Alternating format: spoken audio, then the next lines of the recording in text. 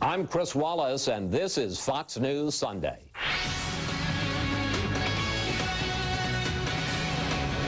Showdown in Pennsylvania. With just 2 days until the primary, what are the keys to victory in the Keystone State?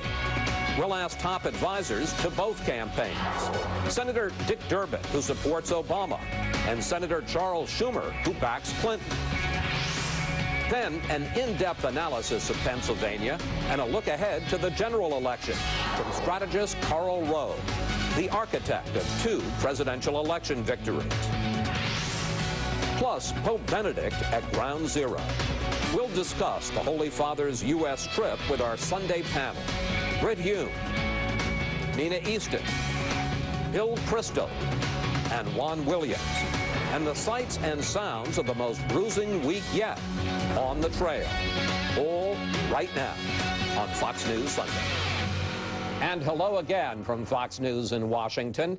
With less than 48 hours before voters go to the polls in Pennsylvania, here is where we stand in the battle between Barack Obama and Hillary Clinton. Senator Obama has widened his margin in delegates after picking up several superdelegates this week. And he continues to hold a solid lead in the popular vote of more than 700,000. Joining us to discuss the race are Senator Dick Durbin, national co-chair of the Obama campaign, who's in Illinois, and Senator Charles Schumer, a key Clinton supporter who comes to us from New York. Well, gentlemen, another week and another tape of a closed fundraiser. This time it's Hillary Clinton after Super Tuesday, blaming her election defeats on activists coming out. Let's listen. We have been less successful in caucuses because it brings out the activist base of the Democratic Party. MoveOn.org didn't want us to go into Afghanistan, and that's what we're dealing with. I don't agree with them, so they flooded these caucuses and dominate them and really intimidate people who actually show up to support me. Now, Senator Schumer, generally speaking, candidates actually like activists to come out and vote. Is that what she thinks of the activist base, Senator Clinton, that they flood into caucuses and intimidate her supporters? No, not at all. I mean, Move On and many of these other activist groups are very, very positive for the Democratic Party. They've motivated a whole lot of people. We've increased registration. I think Hillary agrees with that.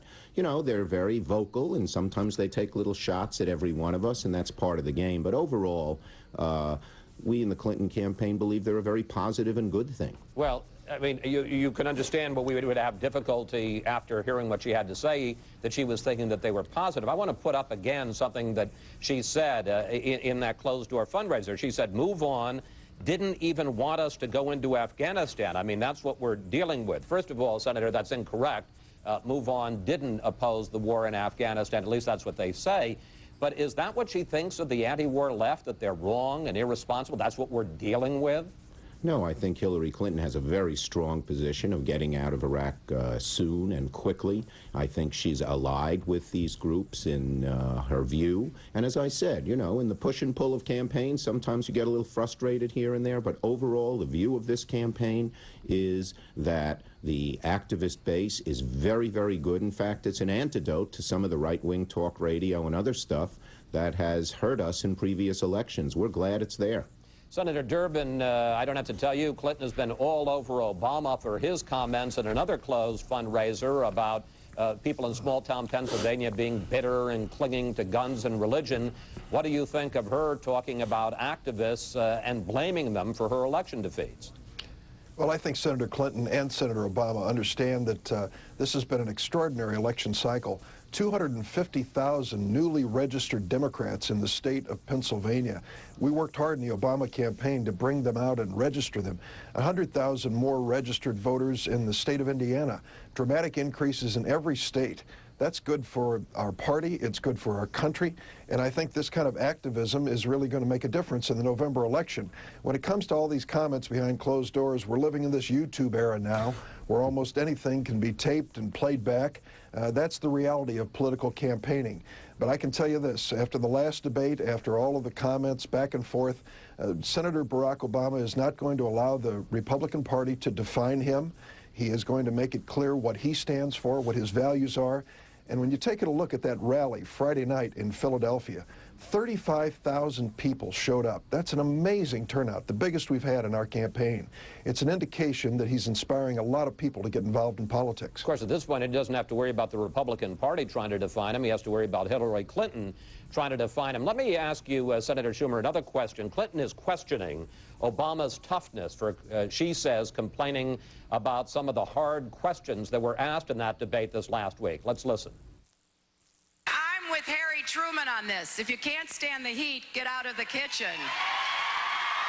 But in fact, Clinton and her campaign have been complaining for months about the media. Let's listen to her comments during an earlier debate. Can I just point out that in the last several debates, I seem to get the first question all the time. And I don't mind. I'll be happy to field them, but I do find it curious. And if anybody saw Saturday Night Live, maybe we should ask Barack if he's comfortable and needs another pillow.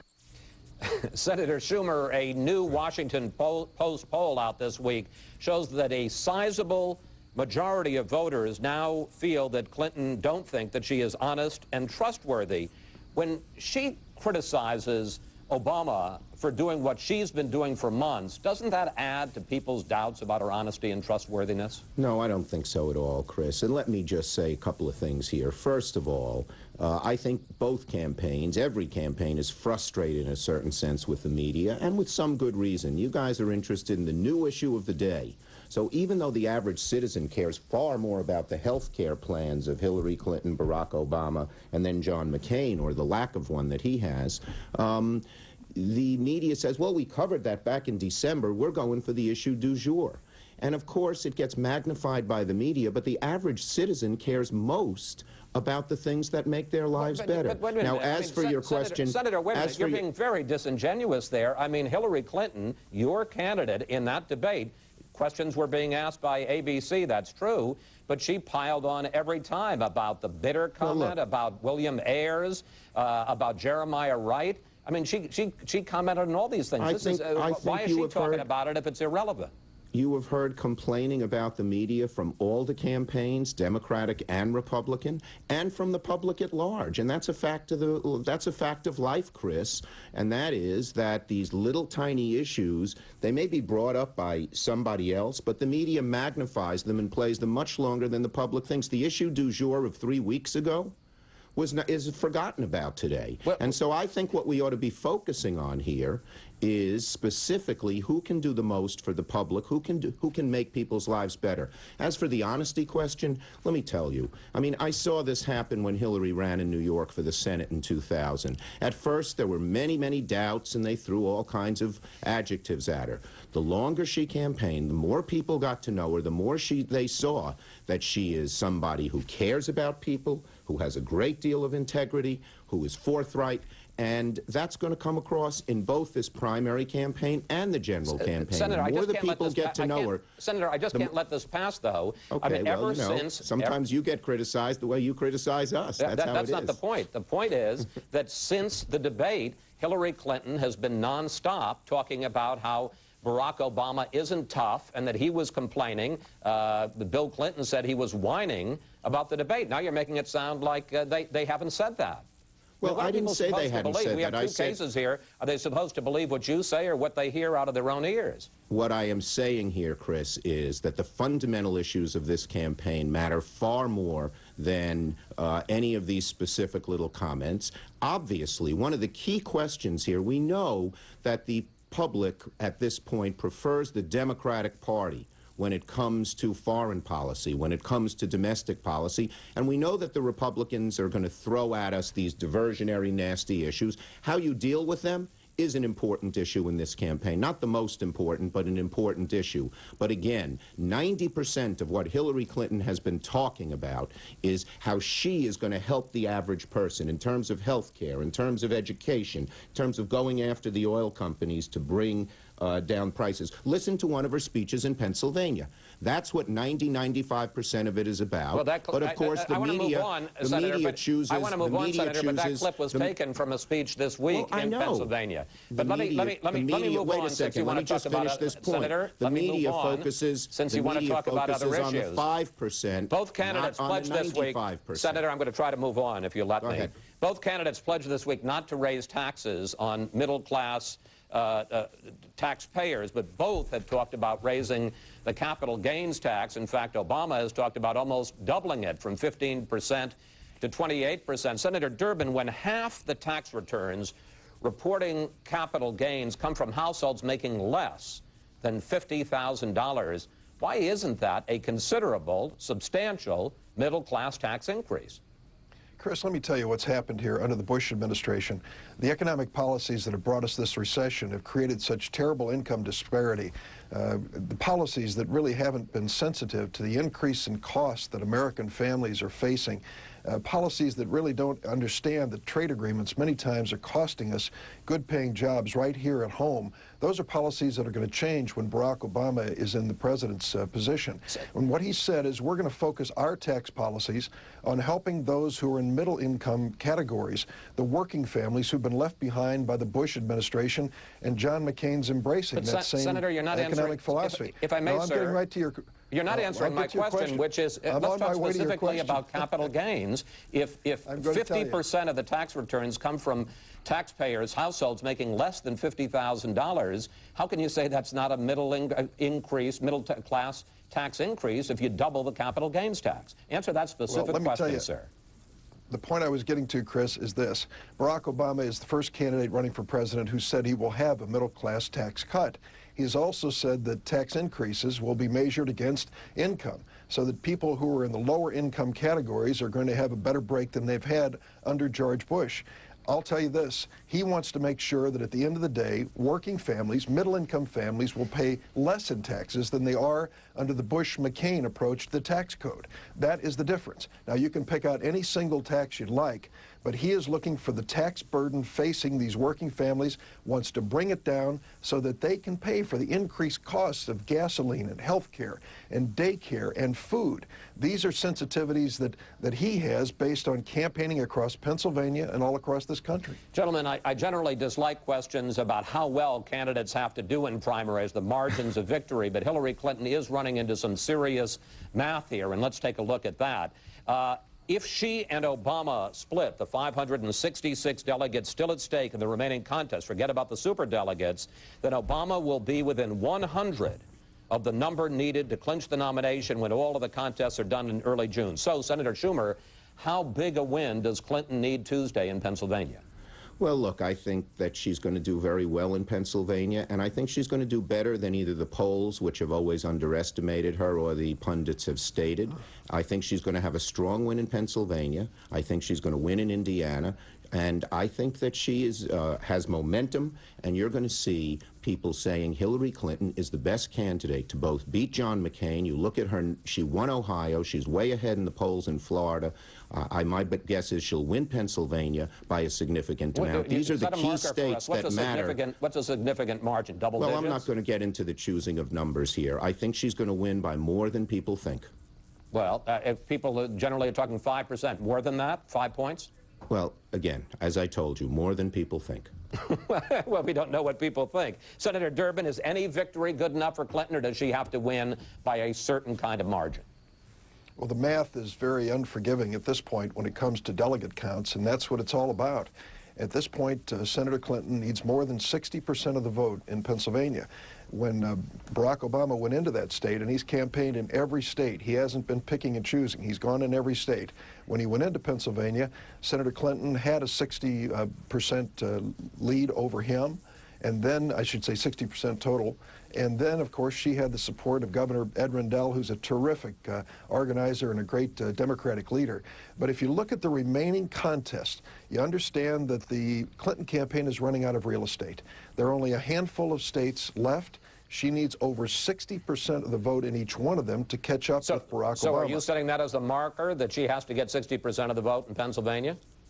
Well, I'm telling you that if you just do the math of what she needs to catch up with the lead that Barack Obama has put together all across the United States. He has the overwhelming majority of states that he's won. He's won more primaries, more caucuses. He has more elected delegates. He has a higher popular vote. We've campaigned across the country in every state. And now for Senator Clinton to have a viable chance for the nomination, she needs over 60% of the vote in every remaining contest. So will you say what people think, Senator Schumer? Senator Durbin says that she needs 60%. Is she going to beat what that person thinks? Well, let me say, I think she has momentum. She has shown herself to be really forward and indefatigable. She falls down and gets right back up. And this race is a neck-and-neck race right now. Barack Obama has had several chances to put it away. He hasn't. It's very close. I think everyone's watching for two things. Who has the best chance of beating John McCain? I think that's Hillary Clinton. And who has the best chance of being a good president? And I think while both of them would be good presidents, I think that Hillary Clinton has a better chance. And that's what the public is focusing on. That's why she keeps moving forward. And that's why this race is neck and neck. In Pennsylvania, Senator, she's ahead, even though Obama has spent about 2.5 times what she has on television. Senator, we're going to have to leave it there. Senator Schumer, Senator Durbin, thank you both so much. It's always interesting. And we'll see how the world turns on Tuesday night. Thanks. Thanks a lot. Up next is the bitter Democratic race handing Republicans a big advantage. We'll break it down with Karl Rove when we come right back. Fox News Sunday with Chris Wallace is brought to you by the people of America's oil and natural gas industry. Learn more at energytomorrow.org. Oil and natural gas power the past, but the future. Fact is, a growing world will require more, 45% more by 2030, along with greatly expanding alternatives. We have substantial oil and natural gas resources right here, enough to power 60 million cars and heat 160 million households for 60 years. With advanced technology and smart policies, together, we can secure America's energy future. Log on to learn more.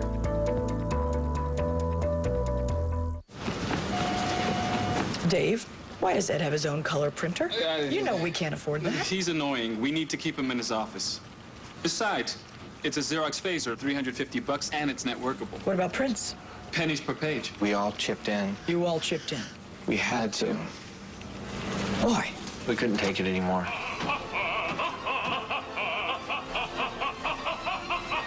Strange.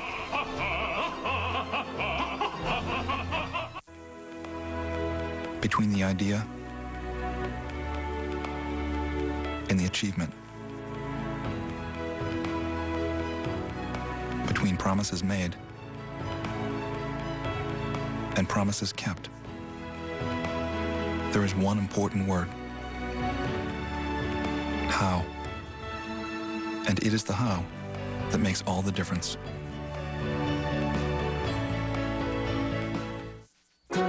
With an unassuming word that holds so much meaning. The moment you add with, a bond is created. I'm with Child. She's with me. We're with the band. Our financial advisors champion with, because we're fully invested in your success. Search for those who value with. We did. A.G. Edwards is now with Wachovia Securities. Let's see what with can do for you. Sometimes the road to a cure begins with a prick. This place is a mess. Medicine Man. Starting April 28th, House is moving to Monday nights with 4 all-new episodes in a row. Disturbingly large proportion of your comments are racist or sexist. That talk makes you look like an Afghani prostitute. And it all leads up to an event that will leave you blindsided. All new House returns. Viewer discretion advised on its new night, Monday, April 28th on Fox. For a closer look at what to expect in Pennsylvania and the general election, we turn to the architect of 2 presidential election victories and now Fox News analyst Karl Rove. And Karl, welcome back. Great to be here. 2 days out from the Pennsylvania primary, how do you see things going Tuesday night, both in terms of the geography of the state and the demographics? Yeah. Well, James Carville famously once said Pennsylvania consisted of Philadelphia in the east and Pittsburgh in the west and Alabama in between. This is the so-called T. It doesn't look like a T, but that green area is called the T in Pennsylvania. There'll be 3.8, 3.9 million registered Democrats. Only registered Democrats can participate in the primary. So we're likely to have half or more of those people turn out to vote. About 1/5 of them are down in Philadelphia, 750,000 Democrats. Philadelphia itself is roughly equal African-American and white population. This is going to be a strength area for Obama. How big and how well he does among African-Americans on Tuesday night, we ought to watch. About 14% of the voters are in Allegheny County, which is Pittsburgh. They're blue-collar Democrats, much smaller African-American percentage. About 27% of the citizens of Pittsburgh are African-American.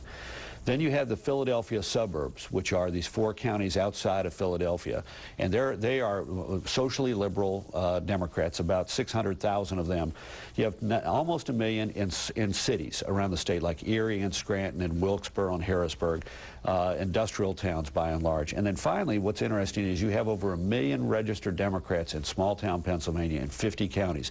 These are culturally conservative people who live in rural and small-town Pennsylvania that were the, I guess, sort of the focal point of Obama's comment in San Francisco. Well, and let me ask you about that, because some liberal commentators say that Clinton has been using the Rove playbook going after Obama on values like guns and religion. Does what you've heard from her the last week sound familiar? Well, it's not exactly what I would have done, but I mean, look, there are Democrats who are troubled by some of the things that Obama says, and why she has not made this an issue earlier, particularly framing it up as an issue that would be raised in the general election, and what's his answer now, has eluded me. For example, he very early on made the comment about true patriotism consists not in wearing a flag lapel pin, but speaking out on the issues. You can be a true patriot and speak out on the issues and wear a flag lapel pin. He was sort of questioning the patriotism of people who might put on a flag lapel pin but disagree with his opinions. Now, Obama, and we saw this in the debate and we've seen it ever since, has gone back to playing the new politics card and saying that all of this are the political distractions, the game playing of the old Washington. Does that work? Is that effective? I think it would work more effectively if he were not himself reflective of the old Washington politics. We've seen him go after both Senator McCain and Senator Clinton in ways that even the media have come to say was fundamentally unfair.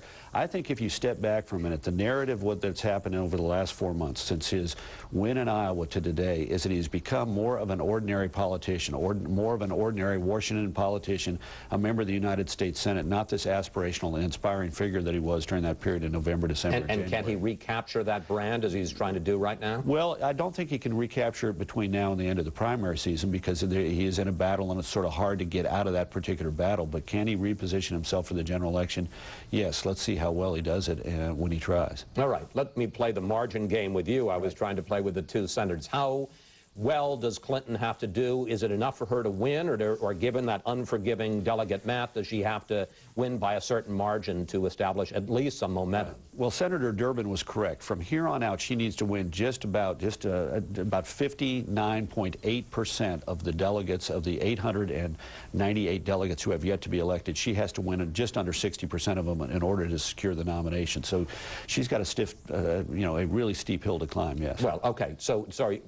But she doesn't need, she's not going to get 60%. Oh, no, she's not going to get 60%. The polls are pointing to right today, roughly would point to a 6-point victory for her, which would mean that she would win 84 delegates to the 74 delegates of Obama and have roughly pick up about 10 delegates. Is that enough for her?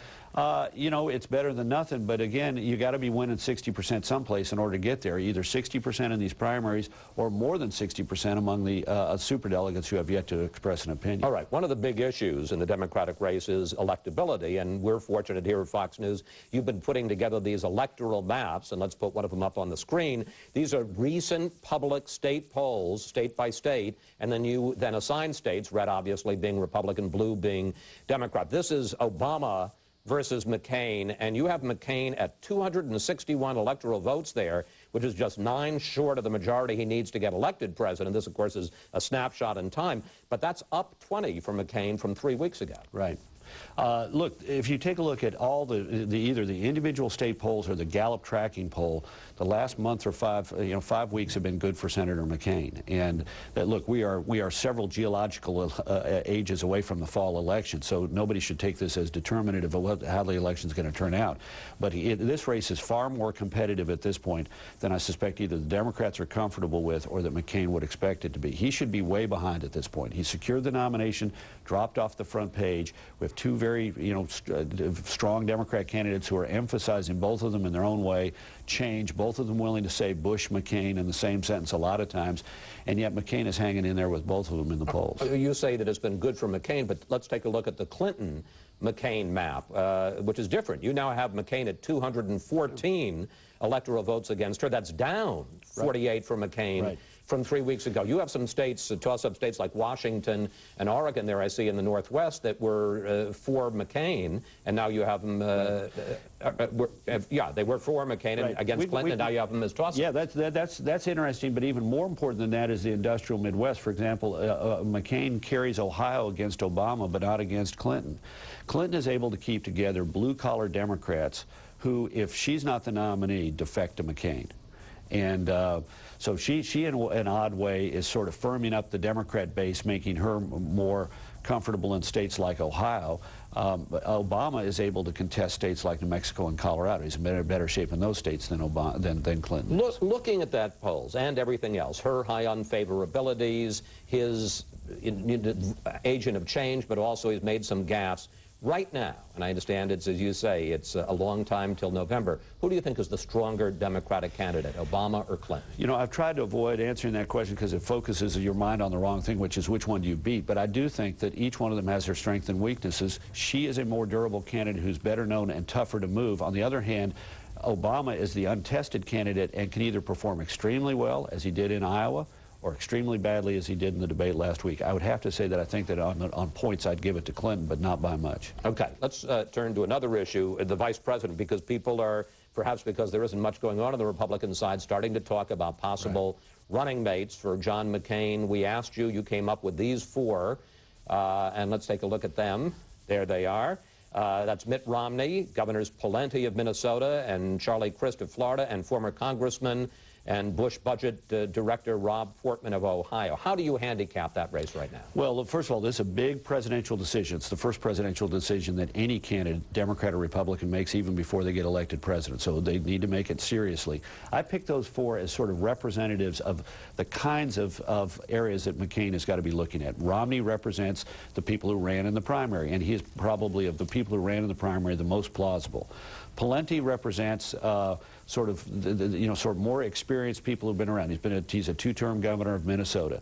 Crist represents sort of newer faces. He's been governor for only 2 years, but he's a big industrial, big battleground state. And then sort of an out-of-the-box choice. Rob Portman represents a battleground state, Ohio, with a varied record, respected member of Congress, very strong on economic matters, very strong on trade, for example, which is going to be a flashpoint in the general election. Now, I notice you didn't mention another name that's getting a lot of attention, Condoleezza Rice. You think it would be a mistake for McCain to name somebody who is so closely tied to the Bush administration? Well, I don't think that question even needs to be asked. I had dinner with Condi, who's a close friend, and I said to her during the course of dinner, I said, I've got some friends in Congress who want to go out there and boost your name for vice president, and I've been holding them back and discouraging them from doing so. And she said, tell them no.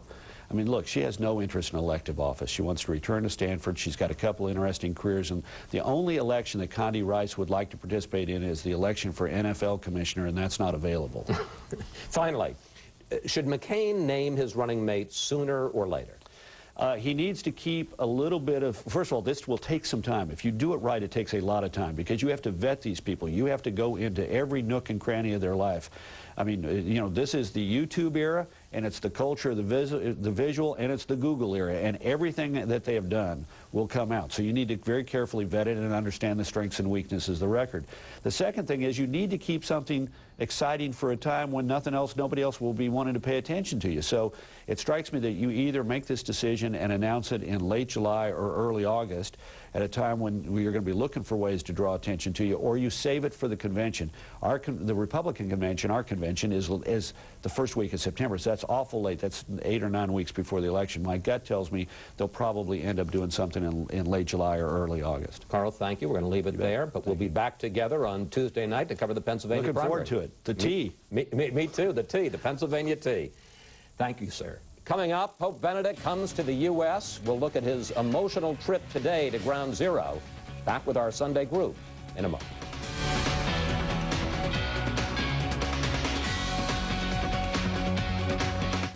I believe in the future. In the future.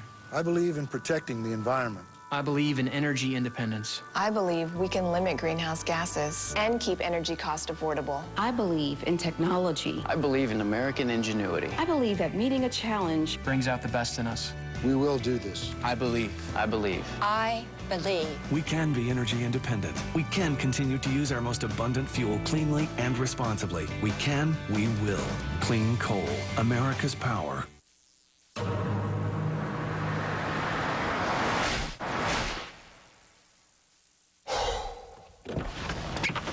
Who wants to be stranded with a flat tire? Changing tires out here could be dangerous, but with these tires, I don't need to worry. Well, I guess I'll be on my way.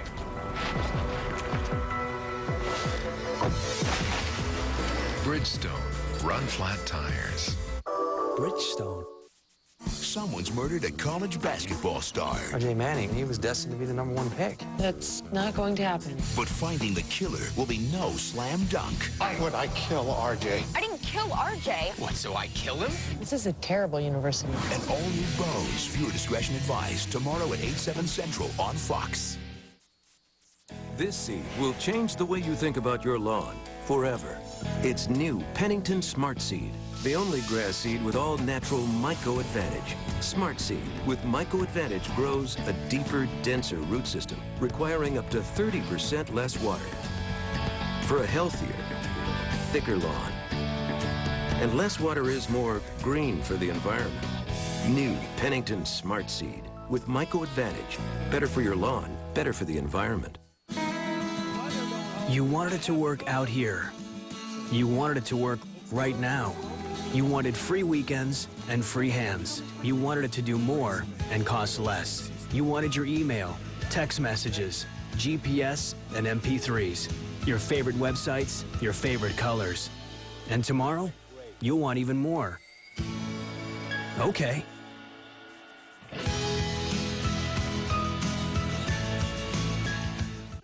Climate change. It's a test of leadership. Solve it, and we help free America from its addiction to foreign oil. Bring new jobs and exports. And clean our air. Ignore it, and we're in real trouble. In state after state. We are taking action. Now it's time for Congress to act by capping greenhouse gas pollution. We're leading. Now it's their turn.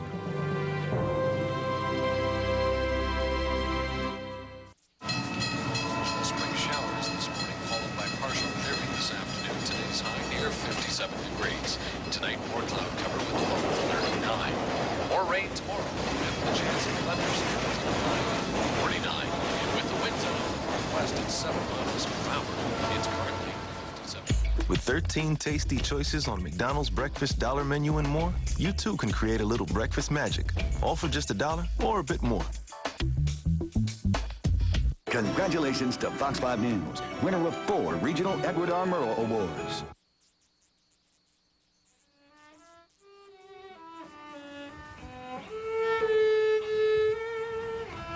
And that is ground zero in New York City, where Pope Benedict is making an emotional visit to the site of the former World Trade Center towers to pay tribute to the thousands of people who died there on 9/11.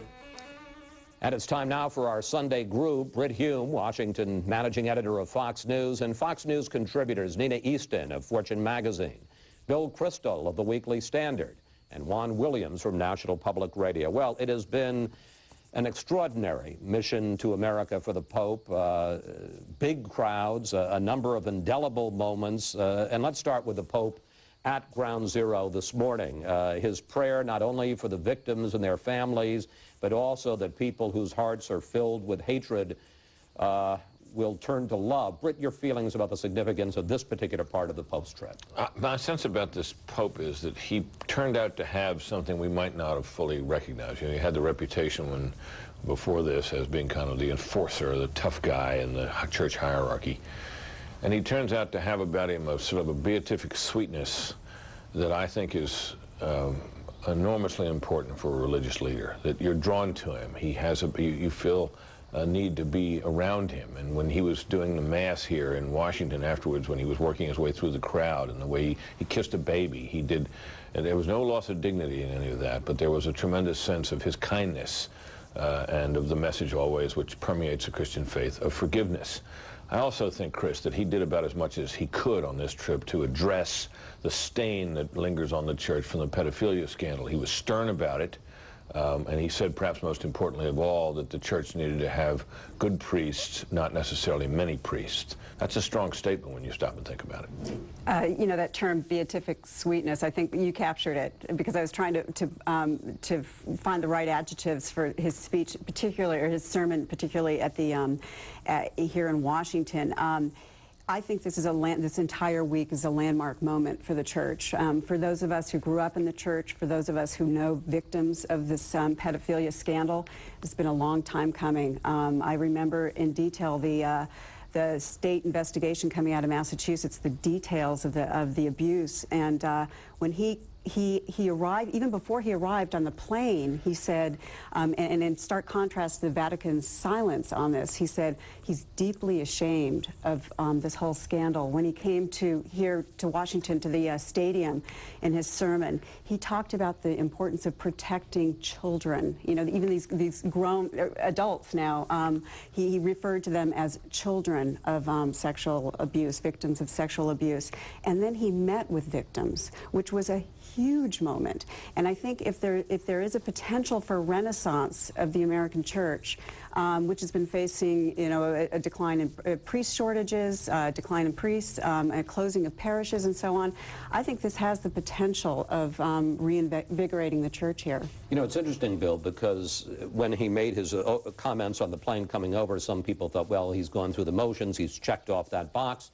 But no, at almost every public appearance, meeting with church officials, with priests, with religious, with in the public at these mass prayer services, masses at the National Stadium, and then, of course, most powerfully in his private meeting with 5 victims, he's talked over and over again about the tremendous pain that this caused the victims of the priest abuse, and the tremendous shame that he personally feels. Do you think that's done something, one, to repair the damage to the church, and two, obviously, the terrible pain of the victims and their families? I think he's saying what he believes. You know, he's sincere, and it's impressive. The Catholic Church has had 2 very impressive popes in a row. They've had a very good 30 years, I've got to say, and that College of Cardinals is doing a very good job of selecting popes, and maybe they should branch out and do some stuff for other leaders, you know?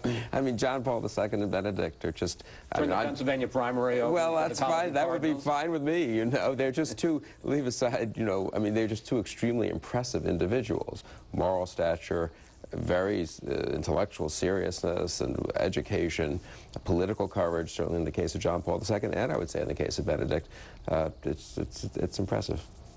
Well, I mean, to me, you know, I'll leave the religious thinking to you guys, but on the politics of his visit, I thought he was very impressive. On immigration, I think he made a very clear statement. Some want to say it's because he's supportive of immigration and family reunification in this country because the Catholic Church is being fueled by immigrants and the increasing number of immigrants who are Catholics.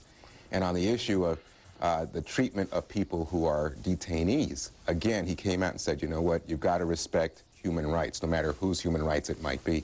And finally, also again related to the terror issue, when it came to developing countries, he made it very clear that you cannot continue to have this class stratification in which poor countries are denied opportunity and people don't have the opportunity for economic growth. He said that's going to simply create more terrorists. I just thought that was a strong political message and should not be lost. But he also, as part of his political message, talked about the materialism and secularism of this country and the relativism, you know, on values. So there was a very traditional conservative side to his message as well. Let me just go back to ground zero, though, in this message. You know, one of the other things we haven't talked as much about is that he's reached out repeatedly to other religions, and here he is at ground zero reaching out to religious extremists and saying, turn your hatred, your hearts that are filled with hatred, and turn it to love. Do you expect any response at all from the Muslim world, Britt? Well, some, possibly. Look, Christianity, despite what some people believe, is the fastest growing faith in the world. That's not all Catholic, but in places like Africa, Christianity is booming. And to the extent that the Pope is as a critical and the most visible moral leader in the Christian faith is seen doing these things and stating these messages, who knows whom it might touch? Who knows who may be swayed by this message instead of the message they're hearing from Islam, young people in particular, across a continent where the effort has clearly been made to try to recruit people into Islamic fundamentalism. Let me ask you about that in terms of the popular response, Nina. There was the conventional wisdom was, well, this guy can't, you know, fill the enormous shoes of John Paul, who was such a towering religious figure, but also a towering popular figure. One of the things that has struck me is the size of the crowds and the enthusiasm of the crowds. You see young people screaming with delight, almost like a rock star, as they see the Pope pass by. Are you surprised by that? And what do you think is the reason? I was surprised by that. It was, my poor mother was on the White House lawn and couldn't get a glimpse of him because it was the largest arrival ceremony in the history of the White House. I mean, it was huge. I was struck. What was it? Here at Yankee Stadium, it's going to be 56,000. Here it was 46,000 in the stadium. Huge crowds, enormous enthusiasm, flights full of people flying in from, you know, the West Coast, all over the country, full of young people as well. And why do you think that is? I think there's a yearning. I think there's a yearning. There is in this country always that spiritual yearning that he has managed to touch.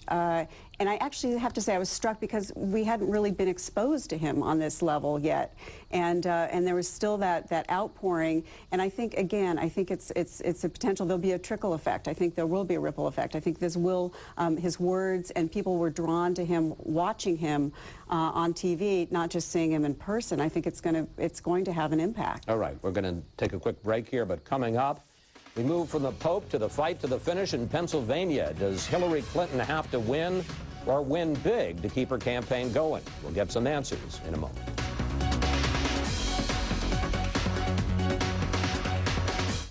We know why we're here. To stand behind all who serve. To deliver the technologies vital to freedom. To help carry hope to those in need. Around the globe, the people of Boeing are working together for what matters most. That's why we're here.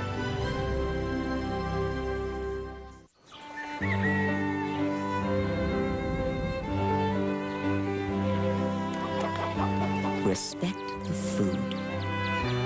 Keep it as fresh as it can be. Sub-Zero has dual refrigeration, preserving food's goodness longer.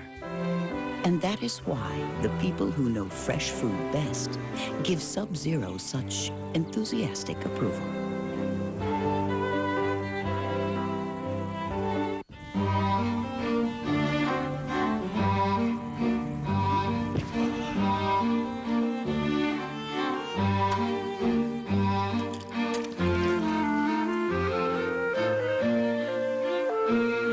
When you're used to always doing something with a cigarette, it can be hard doing it without one. But if you can relearn how to start your day without cigarettes, then you can relearn to do anything without cigarettes. Introducing X, a new way to think about quitting. On this day in 1972, Apollo 16 landed on the moon after problems with an engine almost aborted the mission. Apollo 16 was the fifth team to land on the moon and the first to land in the lunar highlands. Stay tuned for more from our panel and On the Trail. On American Idol, the 6 finalists need you now more than ever. You have to keep voting for the ones that you love. American Idol, who do you love? Tuesday on Fox. My life is crazy, I'm on the go. I called Sarah Fisher, asked her where should I go. She said you need the best in town, and I got a guy, best in the business. I got a guy, he's AA MCO. Call your local AMCO center today for the Power Purge Total Transmission Fluid Exchange. Now only $69.95. He's AA MCO.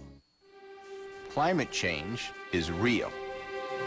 But solving it is a real opportunity. If we build clean energy technologies in America, We'll generate the jobs that'll power the 21st century. and jumpstart our economy. We need a can-do plan That caps greenhouse gas pollution. and creates jobs here at home.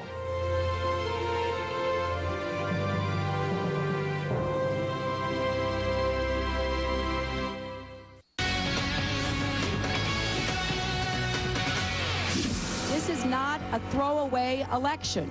This is one of the most important elections we've ever faced. We won't just win in Pennsylvania. We will win all across this country. That was Hillary Clinton and Barack Obama making their closing statements to the voters of Pennsylvania. And we're back now with Britt, Nina, Bill, and Juan. Well, we've been talking about this race for weeks. Bill, now with just 2 days to go, how do you rate? How do you figure? How do you read the race in Pennsylvania? I think Clinton's going to win, and I think she might win pretty comfortably. What's pretty good? I mean, you're going to sound like Schumer. I know, yeah. Like in Ohio, 8-10 points, I think. I was strong enough to stay to keep on going, which I certainly want to once again encourage her to do, and say that how much I admire her toughness and her grit. I actually do admire her toughness and her grit, incidentally, and I actually think it's a little bit offensive for all these people to be telling her to get out of the race, and I think she's going to beat him again in a major state. Yeah, I think. How do you read Pennsylvania? Yeah, I think she wins in Pennsylvania. I don't know.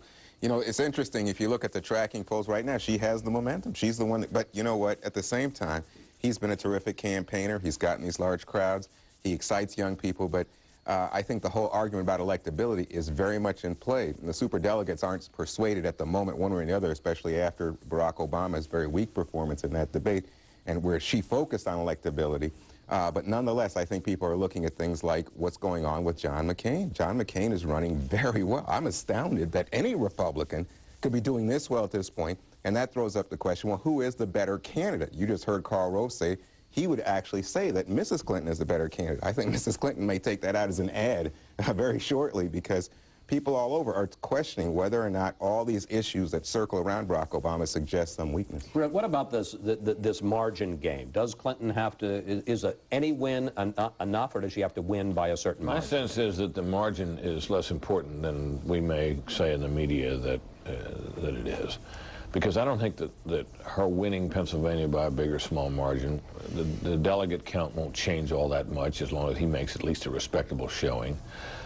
She also has a chance to win in Indiana and gain a little ground on him. He'll probably win North Carolina, and so we kind of bump along here toward a conclusion in which he remains ahead in pledged delegates and probably ahead in the popular vote. That's not her that's not where her chance lies. I think her chance lies with the superdelegates and lies in the possibility that there may be more Obama pratfalls and revelations that will tell us more about him, that he is a man perhaps who hasn't done any of the hard things that would need to be done for him to be what he claims he is, you know, post-partisan and a unifier and so on. And, you know, a few more statements like the one he made at the fundraiser in California, and you've got a candidate about whom the superdelegates will be even more worried than they are. But Nina, let me ask you about that, because we talked with the two senators about the superdelegate, or the delegate math, which does get pretty unforgiving. If it ended up kind of 50-50, if you split the remaining 566 delegates in the actual races until June, the fact is that he'll be within 100 votes of clinching at the end of the process in early June. Can you deny him the nomination at that point? At the end of the day, the math still favors Barack Obama, and you know, Hillary. There's two things going on here. There's the race for superdelegates, but there's also the race for the popular vote. So if she wins by these large margins in the next 3 states, it's conceivable, according to our favorite mathematician here at Fox, Michael Barone, that she could win the popular vote. And then she could make her case to the superdelegates. But meanwhile, he continues to pick up superdelegates. And what really struck me about, he had a really bad week. And what struck me about going into Pennsylvania, he had a really bad week. She knocked him off his game, and continues to knock him off his game by saying he wasn't tough in that debate. I mean, she continued to dig in, saying, and I thought that was even more powerful than raising his past associations, was for her to say, well, if you can't handle it in a debate, quit whining. How are you going to handle it in the White House? I thought that was incredibly effective. And yet you see the blowback among Barack Obama supporters. They released that tape of Hillary Clinton at the fundraiser in which she's attacking a big portion of the Democratic base, the activist base, Move On and so on. You see the media largely coming to his side. Every time she attacks, there's such a blowback from the Obama camp. It's hard for her to make headway. Charlie Gibson and George Stephanopoulos found out about that this week, didn't they? Let me ask you about this question as to who has the momentum, Bill. The Gallup organization, and let's put up this poll, has been doing a daily tracking poll every day, and it's a 3-day rolling average, and as you can see there, Obama's at the top, Clinton's at the bottom. He's had for a month, a big lead, and just yesterday, for the first time in a month, Clinton actually beat him. Now, the margin is not significant, but the trend lines there are. You can see that she has really closed the gap with him in the last month, and particularly those numbers the lines get sharper since the debate. So that would seem to indicate that Clinton has the nomination, but yet, as Nina points out, Bill, he continues to pick up more superdelegates than she does. Yeah, she's not going to win the nomination unless something huge happens. I mean, he's going to be ahead, and the superdelegates are not going to overturn the verdict of the pledged delegates. They are not going to cause a civil war in the Democratic Party and have, you know, hundreds of thousands of people in the streets of Denver saying Obama, the nomination was stolen from Barack Obama. The great myth of some of the media is that the superdelegates like the Clintons or would like to be for the Clintons. That's not true. A lot of them resent the Clintons. The Clintons were here in the 90s. They lost Congress in 1994. They have grievances with the Clintons from the White House, the way all politicians do. They didn't get jobs they wanted. Their friends didn't get jobs, etc. The superdelegates, I think, assuming it goes as expected for the next month, the superdelegates on June 4th, the day after the final vote, will rally to Obama. He'll have 55 superdelegates endorse him, and it will end. She really needs to blow him out over the next few weeks. She needs to win Pennsylvania, and I think, you know, win everything, basically, to really give the sense that the Obama candidacy is collapsing. Otherwise, he'll be the nominee. You know, what strikes me... She can still be the vice presidential nominee, though, and I think she has a good... I want to just say, she has a good claim on that, and it would be an insult to her and to her millions of supporters not to offer her the... Well, I'm saying she will have gotten 15 million votes. What's the rationale for not having an Obama-Clinton ticket? Well, I think he needs to offer to her. She'll take it. And that would be interesting. That's the kiss of death, isn't it? Well, I don't know about the kiss of death. I think you're snickering, but you know what? Both Democrats like both of these candidates, in all honesty. And you know what? They would like to see some kind of reconciliation that would allow people on both sides to come together and support the ticket.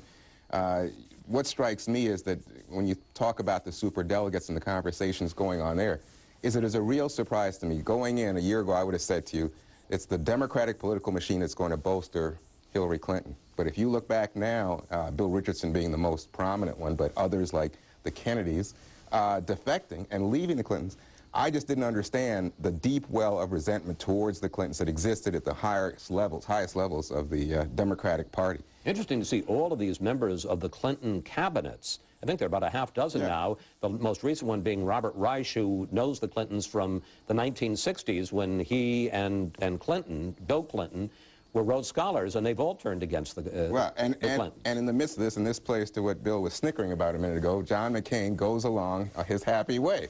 You're up to chuckling is the word I would say. You're up to mischief. But you know, John McCain, it seems to me, this week gave the speech on the economy. He says he wants to keep the Bush tax cuts. You know, he wants to go forward with the president's policy in Iraq. I think, gosh, it's unbelievable to me what's going on with John McCain. But it's going to come a point when you have Clinton or Obama out there, and then we'll see what happens. But right now, you got to say John McCain is appealing to people in a way that's unbelievable. And he's being helped in that, Chris, I think, by the revelations about Barack Obama, who remains, as Bill and Nino suggested, the likely nominee. And I think that conservatives see that. They listened to Barack Obama speaking in what seemed like unknown tongues about the capital gains tax this week, something that matters to conservatives. And I think it is helping, Barack Obama is helping John McCain with his base in ways that perhaps he could not. Well, don't you think Hillary Clinton, though, would also be surefire for the Republican base? I mean, if there's anybody that animates Republicans, it's Hillary Clinton, no? Yeah, no, obviously. Yeah, but she doesn't look like she's the one, though, at the moment. So. Yeah. How much of a factor can she be, really? And Bill, we got about 30 seconds left. Her negatives are so high. I mean, we saw this, the dishonesty, or people who think that she's untrustworthy, up at 59%, or unfavorables over 50%. I mean, is her only hope to just just to slam Obama? Yeah, absolutely, and that's why most of her ads up in Pennsylvania are negative ads. She's being outspent 3-1 on the air by Obama. All right, gotta go. Thank you for the quick answer. Thank you, panel. See you next week. Time now for some mail about the Obama watch. John Gleason from Grand Rapids, Michigan writes, wow, so Senator Obama will not go on the Chris Wallace Sunday show. However, Senator Obama claims if elected, he would have a meeting with the president of Iran. It seems Chris Wallace is more fearful than Iran's president. Mr. Wallace, you must be one tough guy to face. But S.L. Young of Clinton, Maryland, disagrees. The Obama watch proves to America that President Obama will not be bullied or intimidated by his enemies, foreign or domestic. Be sure to let us know your thoughts by emailing us at fns@foxnews.com. Up next, we go on the trail, but first, we want to note, once again, we invited Senator Obama to answer some questions this week, and once again he declined, so the Obama watch rolls on. 765 days, and still counting. On the Trail is brought to you by Franklin Templeton Investments. Gain from our perspective.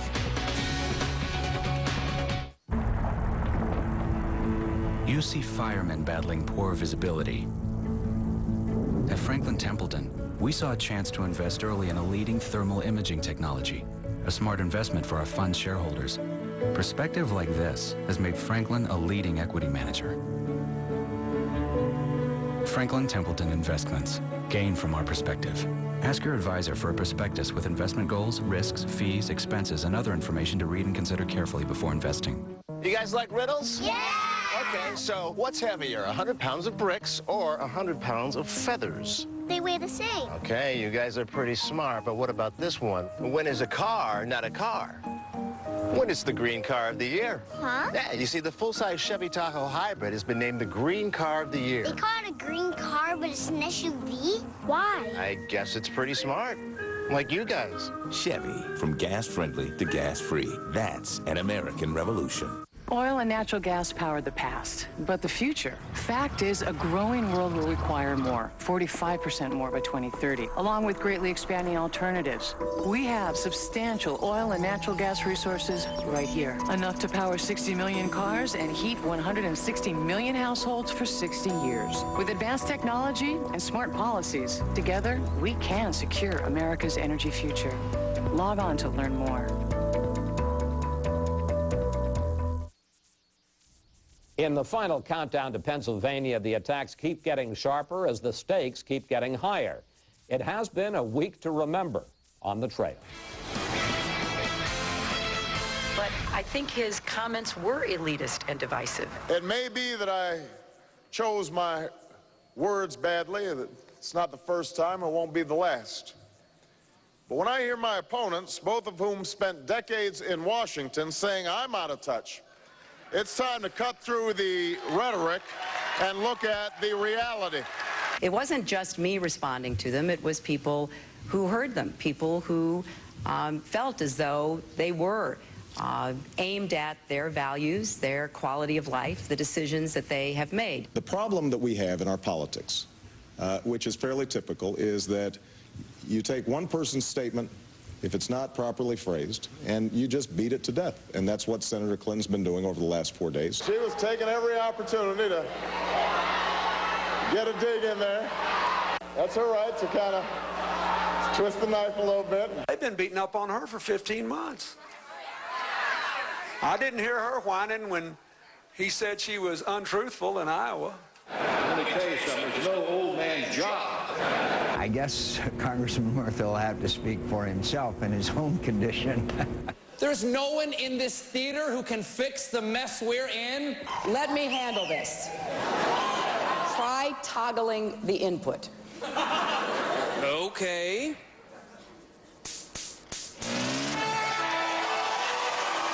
Holy cow!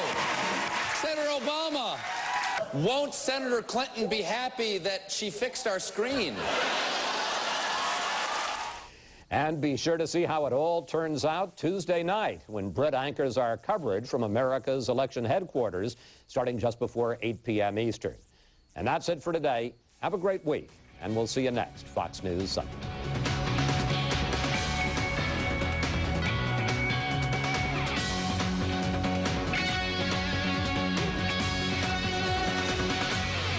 Fox News Sunday is a presentation of Fox News. When we first called Batfitter, I had no idea. News in Washington. This is Meet the Press with Tim Russert. Our issues this Sunday, another testy Clinton-Obama debate. I can see why people would be taken aback and offended by the remarks. You take one person's statement, if it's not properly phrased, and you just beat it to death. And that's what Senator Clinton's been doing over the last 4 days. Obama tries to brush off critical reviews of his debate performance, while the Clinton campaign continues to pound away. This is a contact sport. If you don't want to play, keep your uniform off. All eyes on Pennsylvania this Tuesday. And in 2 weeks, Indiana and North Carolina. With us, for Barack Obama, his campaign's chief strategist, David Axelrod. For Hillary Clinton, he replaced Mark Penn as her campaign's chief strategist, Jeff Guerin. Obama's Axelrod, Clinton's Guerin. The chief strategists square off, only on Meet the Press. Then, insights and analysis from David Brooks of the New York Times, E.J. Dionne of the Washington Post, and Michelle Norris of NPR's All Things Considered. But first, 2 days until the Pennsylvania primary. We're joined by the top strategists from each campaign, David Axelrod of Team Obama, Jeff Guerin of Team Clinton. Welcome both. Thanks, Tim. Good to be here. Let's go to the board and look at the very latest poll from MSNBC, McClatchy, and the Pittsburgh Post-Gazette. There it is. Pennsylvania, Clinton 48, Obama 43, a Clinton lead of 5. Other polls last week. Indiana, Obama 40, Clinton 35. North Carolina, Obama 47, Clinton 34. Here's the latest delegate count. Elected delegates, Obama 1417, Clinton 1251, a lead of 166. Super delegates, Obama 236, Clinton 262, a lead of 26 for Hillary Clinton. Add those together, 1653 to 1513, 140 delegate lead for Barack Obama. Contest 1, Obama's 128, Clinton 14. Total cumulative votes cast in the primaries and caucuses, 13.4 million for Obama, 12.7 million for Clinton. Obama advantage of 699,000. Looking at those numbers, Jeff Guerin, what is Hillary Clinton's path to the nomination? How does she win? Well, step by step is the short answer. Is we've got 10 contests left, starting with Pennsylvania on Tuesday. We recognize that we have to show up well in all of those contests, but we're going to let the process play through. The process has been good for the Democratic Party. We are gaining new Democratic registrants every day. People are excited.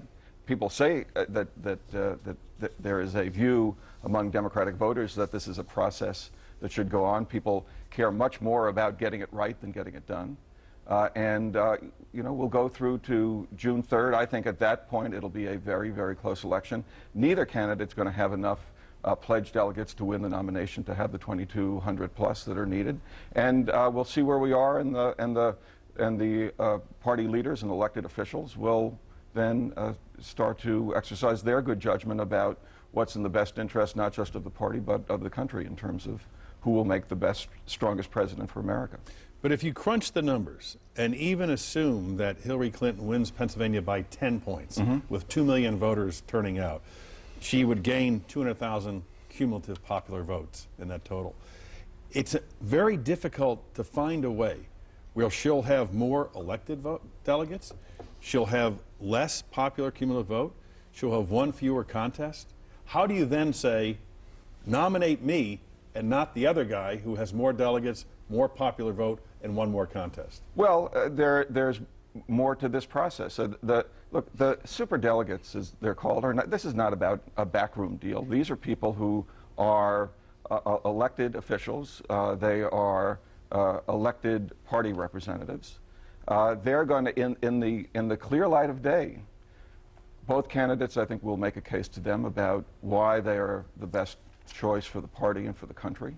But the reality is that neither candidate will have enough pledged delegates when the last votes are cast on June 3rd, and we will go from there. There is no need to make a rush to judgment here. To me, in some respects, there's an analogy in what happened in November 2000, when after the close count in Florida, all of these people were wringing their hands, saying, "Oh my gosh, we have a constitutional crisis on our hands. We've got to get this done quickly." The voters were saying, "No, slow down. Let's get it right. Let's let the process play through." And they showed great good sense then.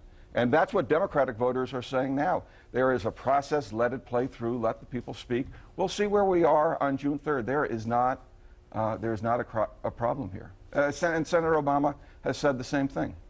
Do you?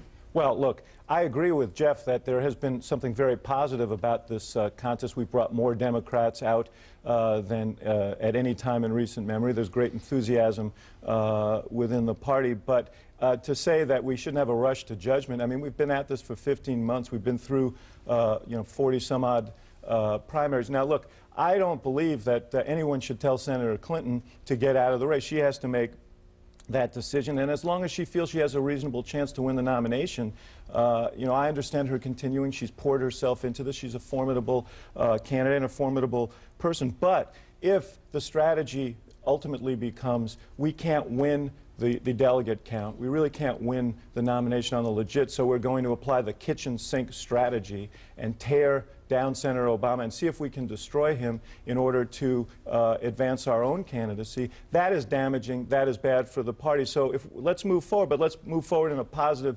constructive way that serves the purposes of the country and the party and not John McCain and a continuation of these Bush policies. I agree with that, Tim, but I don't think that that's what the Obama campaign says. I honestly don't think it's what it does. They talk about the kitchen sink. Just this weekend, they're out there with 2 new negative ads. They held Senator Obama said at the debate the other day that they only deal with Bosnia when asked. I think they held their 4th conference call on Bosnia the other day, at which one of their spokespeople said that Senator Clinton lacks, this is the quote, lacks the moral authority to lay a wreath at the tomb of the unknown soldier on Memorial Day. When has anybody in the Clinton campaign said anything like that? Well, there was first of all, Barack Obama. David says that Hillary has, quote, a special interest obsession. David Plus says one of the most secretive politicians in America. This is not, we want to go ahead and have a good, fair discussion of the issues facing the country, but we really don't want to play by 2 sets of rules. It's not fair. First of all, we repudiate, that was a terrible thing that soldier, that veteran said on that phone call, and it was reminiscent of the time that someone on a conference call for your campaign compared our health care plan to Nazi Germany, and Howard Wolfson rightly repudiated that. We repudiate this. You can't control what you're. Just let me finish, Jeff. Just let me finish. Sorry. The so-called negative ads you're talking about are a response spot to a negative ad that was put on the air in Pennsylvania by a group called the American Leadership Project, one of these 527 so-called independent campaigns funded by the Clinton campaign, run by Clinton operatives, a negative ad against Senator Obama. The response spot dealt with Senator Clinton briefly, and 20 seconds of it was a positive explication of Senator Obama's program. But as long as we're on the subject, and I don't want to dwell on this, did you not put a negative ad on this weekend in Philadelphia? 100% negative ad attacking Senator Obama? No, I don't believe we did. Yeah, you did. Go back and check with your people. And it's an ad on lobbying, and it's circulating. It's not. It ends up, I believe, with... No, it's a 100% negative ad, Jeff. Go back and ask your people. I understand you're new in the campaign, and I love you, man. You're a good friend of mine. I know you to be a good, positive person. But I think that there are some vestiges of the old regime still in place. Let me just cut through this, Jeff, because I remember Senator Clinton saying that she was qualified to be Commander-in-Chief. John McCain was qualified to be Commander-in-Chief. But she withheld judgment as to whether Barack Obama is qualified to be Commander-in-Chief. Is that appropriate? Well, look, I mean... she said in the debate the other day, yes, that he can be elected. But look, I just don't understand why that's the question for Senator Clinton when Senator Obama says that Hillary Clinton doesn't have the sense that things need to change in Washington. Why isn't the question to Barack Obama, will Hillary Clinton, if elected, make the kinds of changes we need in the country today? There's the question. What's the answer? There ought to be a level playing field. That's all we're asking for. Right. She's gotten a bad rap here. All right, you've asked the question. Right.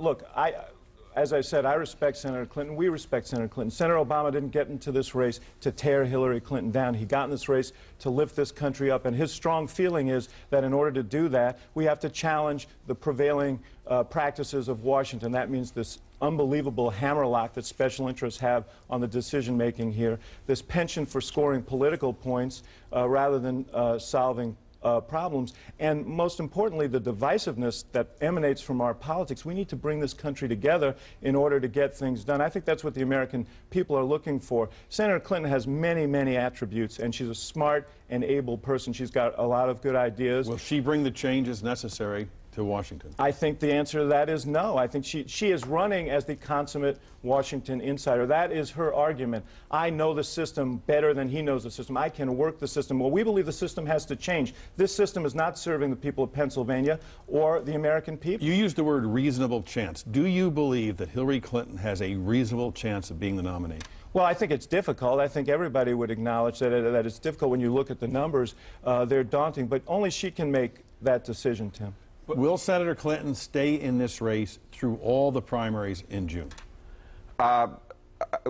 There's not a reason not to, but look, I think that will be dictated by events.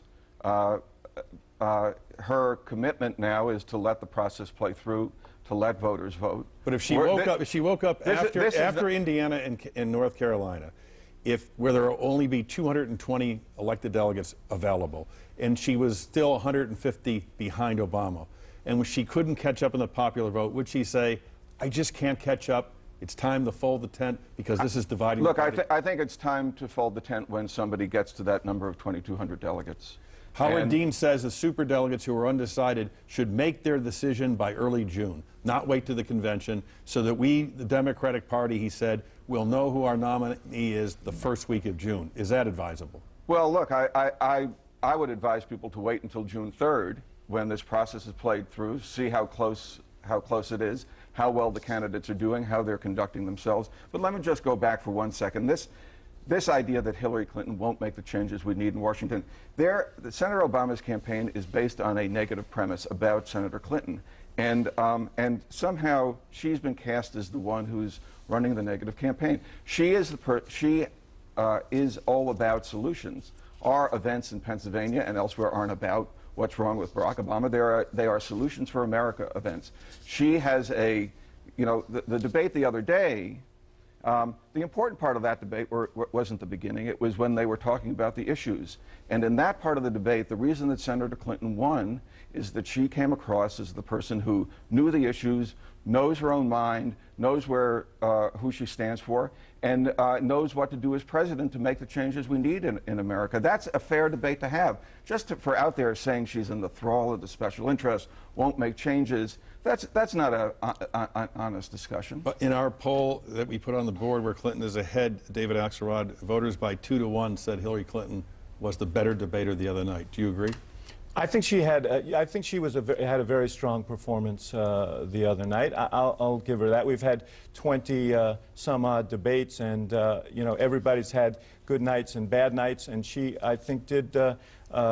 I think that she did well. I just want to go back to something Jeff said, though. He said our events are positive. We're talking about solutions. Yesterday in Pennsylvania, Senator Clinton said that Senator Obama's health care plan would leave 15 million Americans in the cold. Just leave. Just a second. Just leave them in the cold. She knows that that's not true. The Washington Post wrote that you couldn't find a person who wouldn't be able to get health care who wants it under the Obama plan. So she repeated something that she's been told isn't true, and she did anyway. And this is the reason why in the Post poll a couple of weeks ago, almost 60% of the people polled said that they didn't find her honest and trustworthy in the general election sample. That's going to be a problem going forward. That's not the way to launch a general election campaign. And by the way, we're not.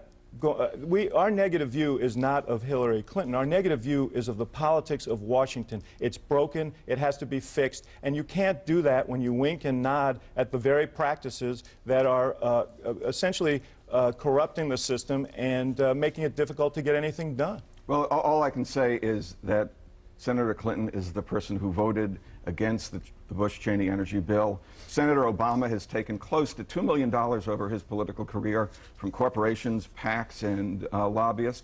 Do you feel he's been corrupted by that? Well, first of all, that's what's in your negative ad that you didn't know about in Philadelphia. Secondly, what he has said, he's been very forthright about this, Jeff. He's said that he's taken PAC money and money contributions from lobbyists in the past, but he said he's running for president of the United States. This is a big problem for the country. We have to draw the line in the sand, and I'm proud that we have 1.3 million contributors. The average donation is $96. I think that we're changing politics from the grassroots up, and that's how we're going to change Washington. Well, Senator Clinton really wants to change the economy. She wants to change what's going on in the world. She's offering positive solutions. I think she's got the leadership to turn solutions into real action. And the idea that you have to wait to have the special interests go away before we can begin to tackle the economy or before we can begin to fix our standing in the world, it doesn't make sense. She is out there talking about the changes our country needs, how to fix our economy, how to fix a broken healthcare system. She is all about keeping the promise of America for whom that for people to whom that promise is broken. Here's the problem. We've been talking about fixing the broken healthcare system for 2 decades. We've been talking about this energy problem for 3 decades. We don't get it done because Washington responds to the oil companies and to the healthcare interests and not to the needs of the country and the American people. So to detach the two and say we're going to continue to advance ideas and let them die in the graveyard that Washington has become does not solve anyone's problem. Yeah, but the thing is to stand up to the special interest when the time comes to do that. That's why Senator Clinton voted against the Bush-Cheney energy bill. Senator Obama voted for it. And just to go back on health care real quickly, your attack ad makes this false claim that Hillary is going to garnish people's wages. It's not true. She said that. It is. She said it, Jeff. David, this is all about if health care is not affordable, it's not going to. People aren't going to be required to get it. Those are the facts. No, that's not true. Paul Krugman's column has been. And all the economic analyses have been clear on this, that it's going to that her plan will cost less, about $1,700 less to insure each new person.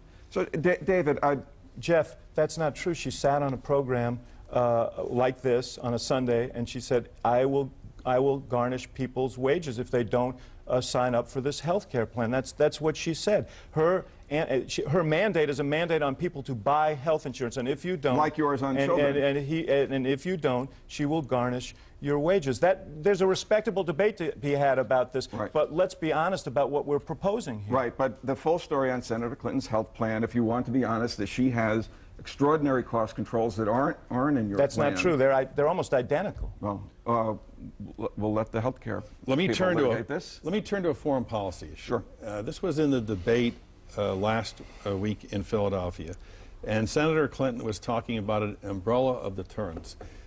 Senator Obama and Senator Clinton were asked if Iran attacked Israel. Let's see if we can. Here's Senator Clinton's. All right, here's what she said. "I think we should be looking to create an umbrella deterrence that goes much further than just Israel. Of course, I would make it clear to the Iranians that an attack on Israel would incur massive retaliation from the United States. But I would do the same with other countries in the region." To my ear, that's suggesting that if Iran invaded or attacked Saudi Arabia, Jordan, Egypt, Senator Clinton would use U.S. troops and U.S. military power against Iran. I think she would take the appropriate steps against Iran, but at the moment, I believe that Senator Clinton believes, and many other experts, that Iran is the greatest threat to the stability of the Middle East. But when she says we would do the same with other countries, is she saying that the United States would rush to the defense of Saudi Arabia, Egypt, Jordan? Which countries is she talking about?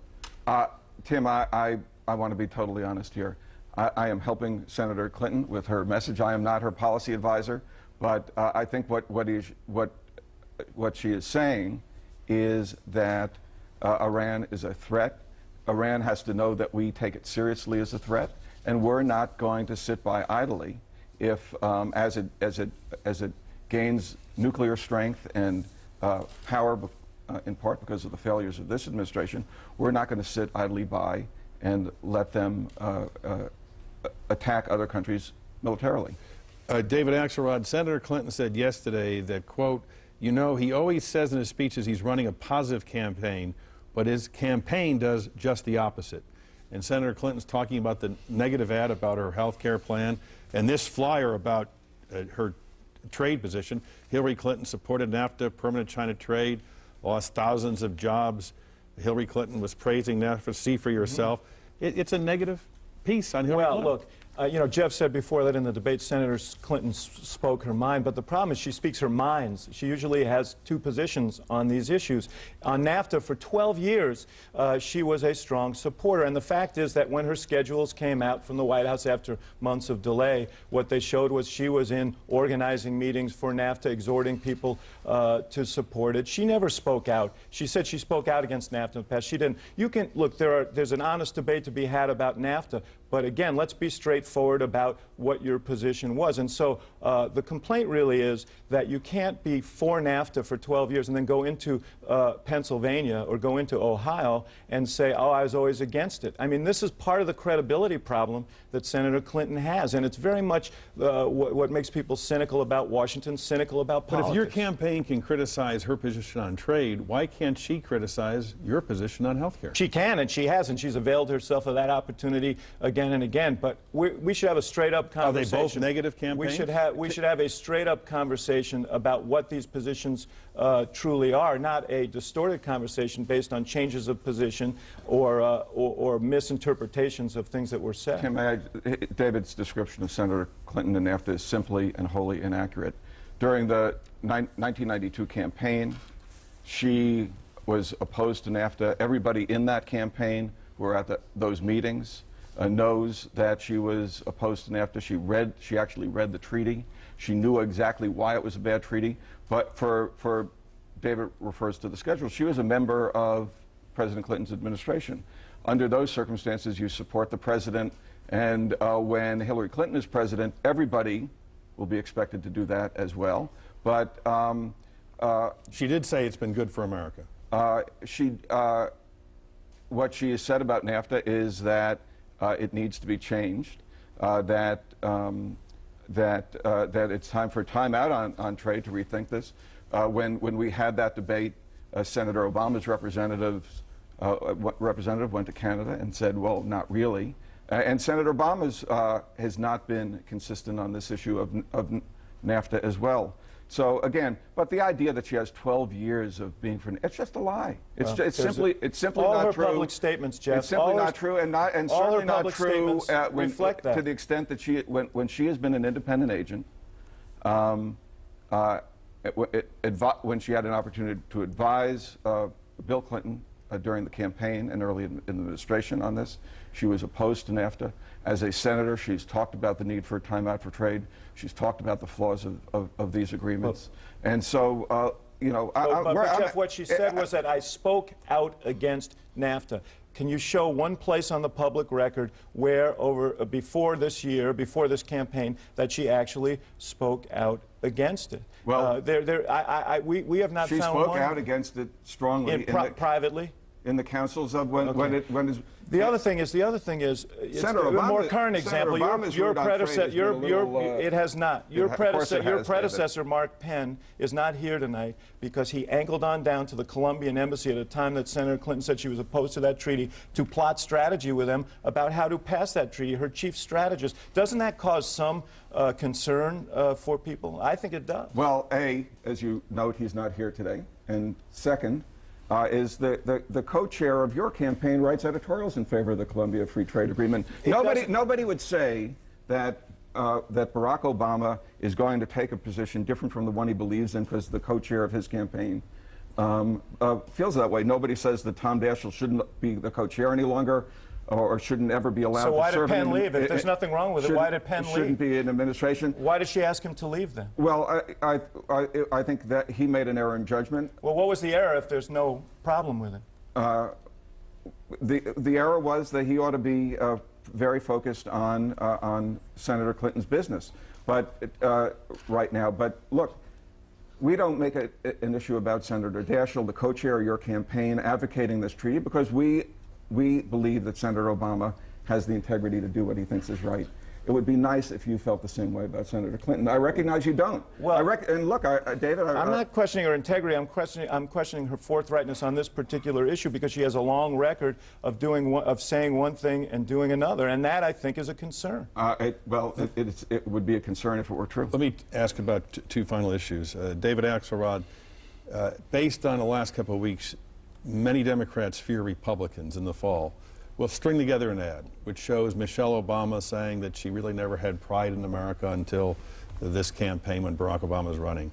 Barack Obama with his hands clasped in front of him rather than holding his heart during the Pledge of Allegiance.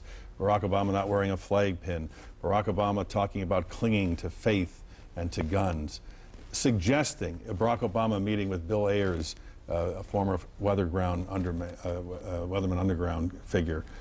Are you concerned that all those kinds of issues could be strung together to create an impression of Obama that would make him almost unelectable to a lot of swing voters? No, first of all, understand that whoever the Democratic nominee would be, the Republican Party is going to string things together to try and destroy the Democratic candidate because they have an untenable position. They have to defend the record of the last 8 years, and that's an indefensible record. So, of course, they're going to attack. But when as people get to know Senator Obama during this campaign, what they learn is here's a guy who was raised by his grandparents from Kansas.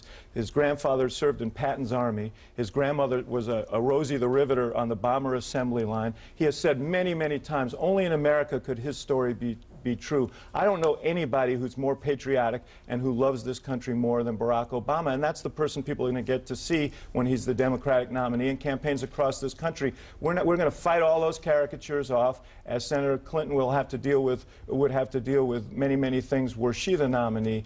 But ultimately, this is going to be an election about who can lead us into the future. Do we want to continue 8 more years of the Bush policies, which is what John McCain promises, or are we going to bring real change to this country? I think people are going to choose change. Jeff Guerin, your candidate, the latest Washington Post ABC poll, is Hillary Clinton honest and trustworthy? And look at these numbers. Now, 39 yes, no, 58.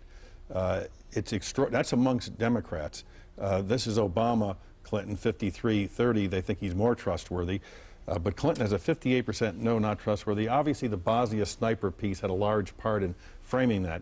But now there's been a new issue, and that is a comment she made at a fundraiser about Democratic activist and MoveOn.org. This is what she said earlier this year. We have been less successful in caucuses because it brings out the activist base of the Democratic Party. MoveOn.org didn't want us to go into Afghanistan. I mean, that's what we're dealing with. And they turn out in great numbers. They are very driven by their view of our position. And it's primarily national security and foreign policy that drives them. I don't agree with them. They know I don't agree with them. So they flood into these caucuses and dominate them and really intimidate people who actually show up to support me. Last year, when she was seeking the endorsement of activists and MoveOn.org, her tone was remarkably different. Let's watch. You've been asking the tough questions. You've been refusing to back down when any of us who are in political leadership are not living up to the standards that we should set for ourselves. I think you have helped to change the face of American politics for the better, both online and in the corridors of power. What changed? Well, I don't think anything changed. I don't really see a contradiction. The truth is that we agree with MoveOn on lots of issues, disagree with them on some. One of them is they've endorsed Senator Obama, and they have been very effective in these caucuses where turnout. When she said, "quote," I don't agree with them, and they don't agree with me on a particular set of foreign policy issues. Tim, it's not about everything. Well, she also said that they intimidated people who were showing up to support me. When did MoveOn.org or liberal activists intimidate Clinton voters? Tim, I'm here for 2 weeks now. So this comment was made I believe, at the beginning of March. But look, the truth is, Senator Clinton, as she said in that other clip, respects the right of MoveOn to be involved in this process and respects the role that activists play in our party. I think the larger point is that when you move from the caucuses to the primaries, where participation is much, much greater, She has done extremely well. We're very proud that in 4 of the 5 events with the largest turnouts, she's won them and won them well. We hope to continue that in Pennsylvania. We're not looking to pick a fight with Move On. They play an important role in the Democratic Party. I think she was making an observation about the caucus process. I think the primary process, you know, mathematically, it's hard to ignore the fact that there is much greater participation in those, and when lots and lots of people vote, as we encourage them to do all the time, she does very, very well. Before you both go, I know you're raising lots of money and increasing Democratic ranks with new voters, but John McCain has had his nomination locked up for some time. He's going to Appalachia, inner cities. He's been to Europe. He's united his party. He's raising money. Has this protracted skirmishing between Obama and Clinton hurt the Democrats' chances come this fall against John McCain, who's had 2 months to pull his party together?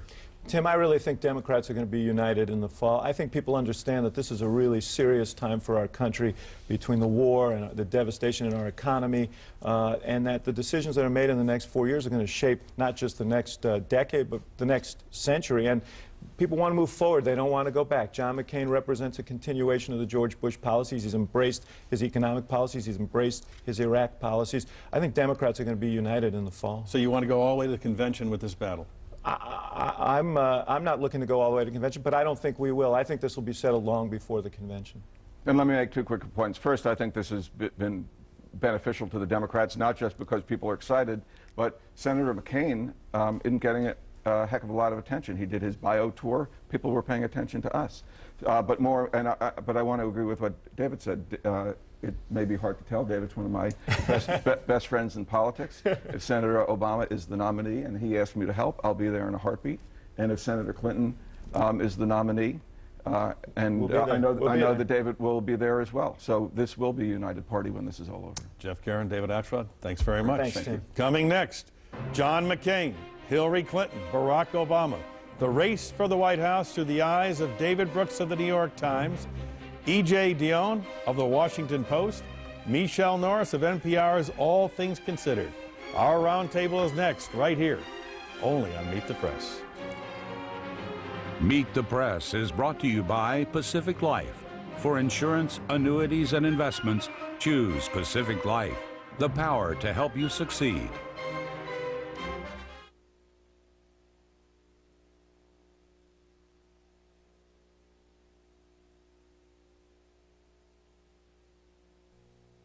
And arrived exactly where you wanted to go. With Pacific Life, you're ready for wherever that road leads to next. As you head towards your future, count on Pacific Life. Ask your financial professional about Pacific Life, the power to help you succeed. We know why we're here. To build a new generation of airplanes to connect the world. Airplanes that fly cleaner and farther on less fuel. And make non-stop travel possible to more places. Around the globe, the people of Boeing are working together to bring us together. That's why we're here. For each of us, there's a moment of discovery. We see that all of life is elemental. And as we marvel at element bonding with element, we soon realize that when you add the human element to the equation, the chemistry changes. We find a way of seeing that gives us a way of touching. Issues, ambitions, lives. The human element. Nothing is more fundamental. Nothing more elemental.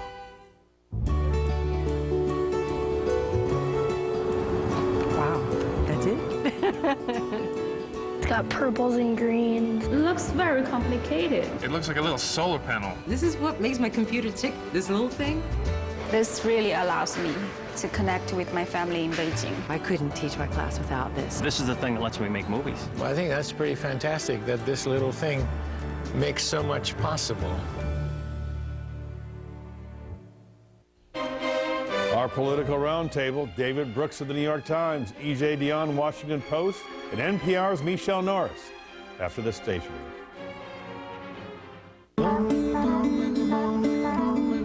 Your number number. Every person has one. But what is it? It's what you'll need to have saved to retire the way you want.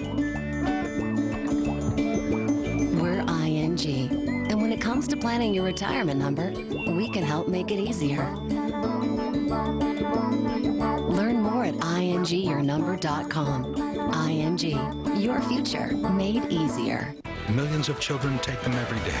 Drugs that help them stay focused. But can these popular prescriptions lead to heart problems? Monday on NBC Nightly News with Brian Williams. Super Tuesday returns for the pivotal Keystone primary. If Clinton can't win, will it cost her the nomination? Super Tuesday. Tuesday on MSNBC. Thursday at 11. I had a headache. It started with a headache. The I-Team's Jane Miller, suddenly facing the worst health scare of her life. Donna Hamilton with Jane Miller on her road to recovery. Thursday at 11 on WBAL TV 11 News. Today's Meet the Press is brought to you by Vinci Stone Products. Your choice for quality marble, granite, and all other stone needs. Remember, Vinci Stone. Saturday night at 7 from the broadcast team of the Baltimore Ravens, it's Football Night in Maryland. 11 sports director and voice of the Ravens, Jerry Sandusky, leads live NFL draft coverage. See how the Ravens try to fill the void left by Steve McNair on the Ravens NFL Draft Special, Saturday night at 7 on TV 11. Traffic alerts sent to your cell phone and email at WBALTV.com. When we considered a new location for our headquarters, Virginia presented a great business case for assuring a profitable future. Our company's roots date back to the 18th century. Virginia's positive business climate is a long-term proposition. Streamlining access to Midwest markets was critical to our growth. Virginia stepped up as a true partner to make it happen. Virginia's business leaders confirm what independent evaluations have proven. Join us in Virginia, the best state for business. And we are back. Welcome all. David Brooks, back in January, you said Barack Obama may be changing the face of American politics. This week you said something much different, that he's been ground down and probably would have a difficult time being elected. Well, he'll have challenges. And this is I don't know if it's the tragedy of Barack Obama, but the challenge of Barack Obama. The man has extraordinary gifts. The man is extraordinarily thoughtful, for a politician, enormously deep in the way he thinks about the world. And I think he really does want to have a discussion, really change American politics. But it's been 15 months since he's been running. And the last 3 months have been different. And the conversation we just heard on this show, the tone of that conversation, believe me, is very different from the tone of Barack Obama's speech in Des Moines 3 months ago. And the campaign has changed him. And I think it's changed him in two ways, which has made him less inspiring for a lot of us who are not Orthodox liberals. It's changed him because he seems like a more conventional politician, trading jibes about who's throwing which negative ad at each other, which is not particularly hopeful. And then he's become, as he's had to chase Democratic primary votes, he's become much more Orthodox liberal. He seems very traditionally liberal on trade, on the war, and the debate. He made an ironclad promise to bring American troops home in 16 months after he's elected. We don't know what Iraq is going to be like 2 years from now. Why is he making ironclad promises for a policy that won't be enacted for 2 years? So it's become a much rougher season, and it's really taken him away from the most inspiring parts about him. What do you think, EJ? I thought that was a brilliant way of making two columns fit together on David's part. I think this has been a very rough campaign, and I think we've seen just on your show today how much damage this could do to the Democratic Party. Here you had two of the best liked Democratic operatives who were going at each other hammer and tong. I think for people who were for Obama from the beginning, they still see that promise in him. But for people who have been on the fence, I think the need to engage in this long campaign really has taken something out of him. The question will be, can he rediscover that later on in the campaign if he wins this nomination? And he still has to be the favorite to win this nomination. I think that the interaction in a very difficult primary period doesn't necessarily set the tone for the rest of the campaign. Michelle? It's an interesting balancing act, though, that he has to go through in trying to inspire people, but at the same time convince people that he is tough enough in a general election campaign. Because part of what you hear again and again from Hillary Clinton is that he is not strong enough to stand up to John McCain, to the attack machine that they're surely going to throw at him. You mentioned the ad that the Republican operatives and the people who practice in the dark arts of opposition research are probably working on at this moment. People worried that he wasn't tough enough to do this. You know, when you mention the ironclad promise, I mean, one thing that may help him, at least in the primary, is that Hillary Clinton is also making a similar ironclad promise to bring troops back from Iraq within 6 months, regardless of what the generals tell her. And John McCain, ironclad promise, keep the troops there until we have achieved success or victory. And it's a sign of people caring more about the campaign than about governing, because when you're governing, you don't want those ironclad promises. What bothers me about Obama is that he seems to have forgotten the strengths that got him here. After Jeremiah Wright, he really gave this great speech about race. After the San Francisco comments, I think he should have given a great speech about class in America. He should have re-given the speech he gave a couple of years ago about religion in America. His strength is he has the ability to elevate above conventional politics.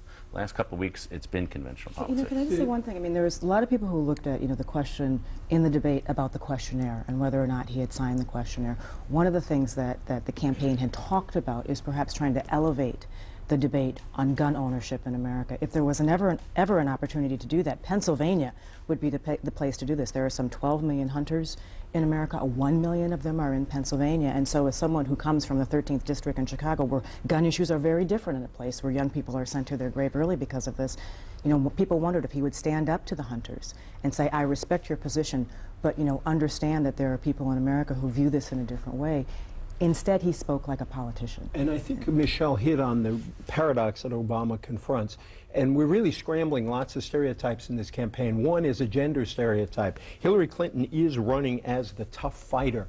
And if Obama doesn't show Democrats that he can be a tough fighter against the Republican attack machine, so-called, but in fact it is, then Democrats are going to pull back from him. So he's got to do both at the same time. He's got to be the unifier David talks about, and he's got to be a tough unifier. That's a hard thing to do. Here's the latest numbers from Pennsylvania, as I showed the two strategists, Clinton 48, Obama 43, a 5-point race. The internals are fun.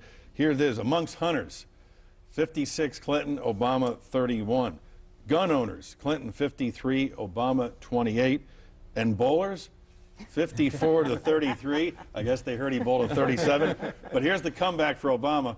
Beer drinkers, 44 to 44. You know, the scary thing about that poll is more Pennsylvanians claim to be gun owners than beer drinkers. I can't believe that. At the debate, Senator Clinton was asked a question by George Stephanopoulos about the fall and success. Let's listen. The question is, do you think Senator Obama can do that? Can he win? Yes, yes, yes. Now, I think that I can do a better job. By saying yes, yes, yes, Michelle, does she undercut one of the premises of her campaign was that, which they had been saying quietly to superdelegates, he can't win. She said yes, yes, yes. Yeah, I mean, that's something that's very different than the argument that superdelegates say that they're hearing either directly from the Clintons or from the Clinton surrogates. They're either, there are various reports on this. Some say that they've outright said that he's unelectable. Some have said that they question his unelectability. So in that sense, when Jeff Guerin was talking about this effort to woo the superdelegates, how it needs to take place in the full light of day. So far, this hasn't been happening in the full light of day. It has been happening in pulling people to the side and making these phone calls. It's a very, very different argument that's being made. So one thing, though, about the overall, the polls, the one thing that I think is interesting in looking at the numbers in Pennsylvania, there are 150,000 new registered voters in Pennsylvania and some 160,000 people who have switched to the Democratic Party. And when you look at the polls and how close they are, I wonder how accurate the polls are, because these are two groups of people who wouldn't be counted in any of these polls. So, it's a case that we could all be surprised on Tuesday. Wouldn't that be nice? We love being surprised. We've never been surprised all year in these primaries. New Hampshire, Super Tuesday, South Carolina. Yeah, one of the interesting things, to your point, David, is what these campaigns do to these candidates. Look at these numbers, favorable, unfavorable. Here's Hillary Clinton. 44 favorable, 54 unfavorable. In January, 58 to 40. Bill Clinton, 47 favorable, 51 unfavorable. In February, 55-42. Barack Obama, 56 favorable, 39 unfavorable. He was at 63 back in January. John McCain, favorable, 53 to 40. He was up 59 to 30 back in January. It takes a toll. Can you imagine doing that, leading that life? No normal person would live that way, and no normal person would emerge normally after that, giving the same speech, 8 times a day for 15 months, it destroys you, and it makes you less attractive, and that's even without the negative ads. Is it a fair test to determine who would be the best president? I don't think so. You know, watching the debate and the whole furor over the ABC debate, what strikes me is we should actually test candidates by how they're going to act as president. We should have war games. Put them in a room with their advisors, give them a circumstance, and see how they react to decisions and uncertainty. The debate is a totally artificial way to judge who's going to be a good president or not. What did you think of Hillary Clinton's umbrella of deterrence, saying that she would defend countries other than Israel who were attacked by Iran? Well, you asked the question. I'm amazed, like you, maybe, that it didn't become a bigger issue. Because what it says, I think, to a lot of Americans, 2 Arab countries or 2 Middle Eastern countries get in a war, and we're going to get in the middle of it? I think post-Iraq, this is the last place Americans want to be. It's a potentially wide-open thing to say. I don't know why she would have said it, what the policy thinking behind it was. It seems to me extremely perilous. Were you It surprised? doesn't seem like it'd be post-Iraq. I mean, we'd probably still be engaged in Iraq, Right. you know, when this kind of dilemma would present itself. No, and the term massive retaliation is a pretty strong term that she used in the course of that debate. But I want to go back to this polling business in Pennsylvania. You know, it seems to me when you look at these numbers right now, the most likely outcome is that she's got a 5-point lead. He probably picks up 3 or 4 points, maybe 2 or 3 points on organization. This is from a very smart Democrat I talked to yesterday when I was up there. But those undecideds look an awful lot like her people, and they seem, if you push them, that they're going to go to her. So if you sort of just do it on the numbers, she probably should win a healthy victory. The real question is there a backlash against traditional politics? Is there an anti-media backlash after that debate? You never lose running against the media. And then Michelle makes the right point, I think, about the new voters. Do they switch this mix at all? So conventionally, she ought to win that by a pretty decent margin. But the discussion is interesting. If she wins 55-45 and has a net gain of 8 or 9 delegates, or a net gain in the cumulative popular vote of 200,000, I asked Jeff Guerin, how does she get to a point at the end of this process where she can say to the superdelegates, nominate me. I am behind in elected delegates, I am behind in cumulative popular vote, and I have lost more contests than I have won, but I'm still a better and stronger candidate. How does that happen? It's a very difficult argument to make. It becomes even more difficult. Even if she wins that by its 10, 15, 19-point margin, there are 19 districts in Pennsylvania, and it could be a case similarly to Texas, where she actually wins the popular vote but doesn't carry, you know, the delegates. I mean, or it could be, you know, a case where the margin of delegates is so small that it's hard for her to claim an outright victory. I think it's very hard for her to make a case for a nomination unless at the end of this process, by account, everybody can agree upon she's ahead in the popular vote. If she actually ended up ahead in the popular vote, she would have a moral claim. What the Clinton people are now talking about are electoral votes. God forbid, we're back to Florida in more ways than one, where they're saying, look, she wins the big states, and that's what you got to think about. But the risk of demobilizing African Americans, core of the Democratic Party, demobilizing young people who have flocked to Obama, I think that too is very much on the minds of these superdelegates. There are more Clinton voters who say they won't vote for Obama than there are Obama voters who won't vote for Clinton. And to me, that's the big story. I think Obama's going to get the nomination. I think it's a near certainty. But in the fall, there really are dangerous prospects for the Democrats. The Democrats generically are up by 13 points. But when you look how Obama does against McCain in Pennsylvania, Ohio, Florida, Missouri, he's behind. Those are the key states. He's only tied in states like New Jersey. And I think that's a result of what we've seen the last 3 months and the ugliness of it. You know, may I just say that part of the issue also in the fall is down ticket. I mean, a lot of the undecided superdelegates right now are House freshmen who, you know, want to make sure that they back the right horse, and they were elected in very tight races, and they don't want to make a decision right now. I mean, look ahead to Indiana, the 3 House freshmen there, undeclared right now, undecided. And in a close race, if the Clinton voters don't show up, don't support the nominee if it is Barack Obama, or vice versa, and they back the wrong candidate, you know, it's tough sledding. It is an interesting choice for the superdelegates. Hillary Clinton acknowledging, I have a lot of baggage. I never heard a candidate say that before. And he didn't say anything, and she said it. And it's been rummaged through, and she said, I can withstand anything the Republicans throw at me. Obama saying, we have to rise above this.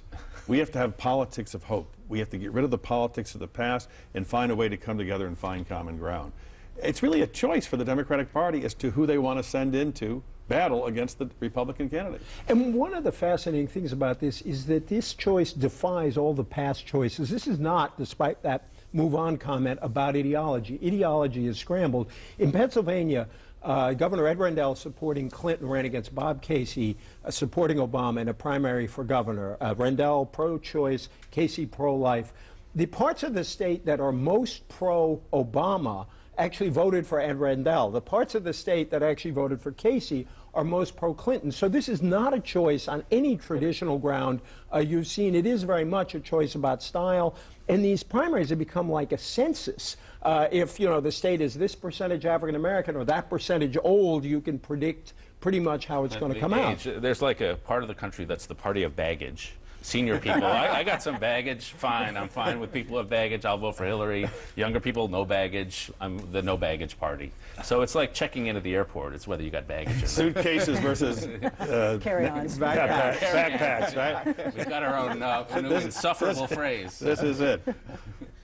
When does this end?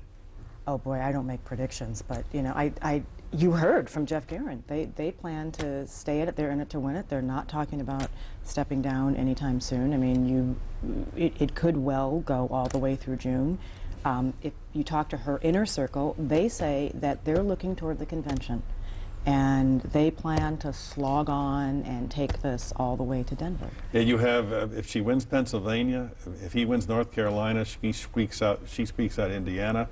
She wins Kentucky, West Virginia. He wins Oregon, Montana, South Dakota. She wins Puerto Rico. It doesn't change the overall delegate count or the popular vote. Even if you counted Florida, where Hillary Clinton, it doesn't count in the delegate count, but gave her that popular vote, she still doesn't catch up in the popular vote. She has a secret weapon, though. I mean, a million years ago, Harold Ickes helped put together the rules that the Rules Committee and the Credentials Committee will actually follow if this does come down to a floor fight. So if there's anybody who knows where the traps are, where the sort of secret rotating bookcase is, you know, that he would be the person who would know how to. Harold Ickes was once described as a nuclear weapon by one of his political foes. You know, I think Obama was close to closing this down several times, and each time he didn't quite get that breakthrough. If he'd beaten her in Texas, he could have done it. If he were to beat her in Pennsylvania or New Hampshire, if he were to beat her in Pennsylvania, long shot right now, that would end it. I think I don't think the Democrats want to go all the way to the convention. Clinton would like to. She feels almost a moral obligation from what people tell me because she thinks Obama can't win, but I don't think that's where the party wants to go. Sold Out, Reclaiming Faith in Politics, your book, E.J. Dionne, 10 seconds on the Pope. I thought it was very striking that he did not choose to enter our political fray. He challenged left and right alike, and I think he understood that his job, one of his main jobs, was to reassure American Catholics who were really disheartened, to say the least, by the pedophilia scandal, and that was where his emphasis lay. Want equal time, Brother Brooks? No, it's just great to see somebody who's not running for office. And he didn't hedge because of the primaries. But he talked about hope, Michelle. Yes, he did. He did talk about hope. We'll be right back. All right, firefighters, settle down. How about the budget? Balances. And the taxes? One page or less. Anyone want better roads? We do. All in favor? Aye. Opposed? Done. A lot of paper to tell us we need clean water. Need clean water, guys? Aye. All right, this is the easiest job I've ever had. We're out of here. Get more done now. Communicate with groups in less than a second with Nextel Direct Connect, only on the Now Network. Math and science are all around us. And today they're more important than ever. Because math and science are the very things that help the world meet critical challenges. Like developing new and innovative ways to deliver more energy while protecting the environment. The solutions to move us forward are within our reach. ExxonMobil.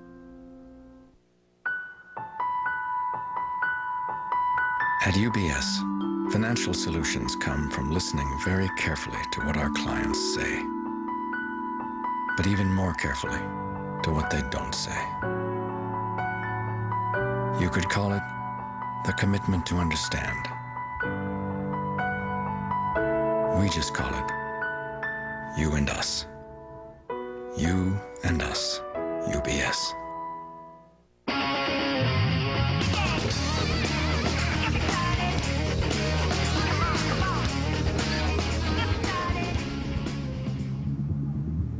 Can't read this. Can you read this? I can't read this.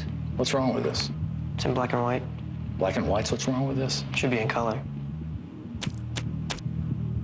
That is better. How'd you do that? Xerox Color. It makes business sense.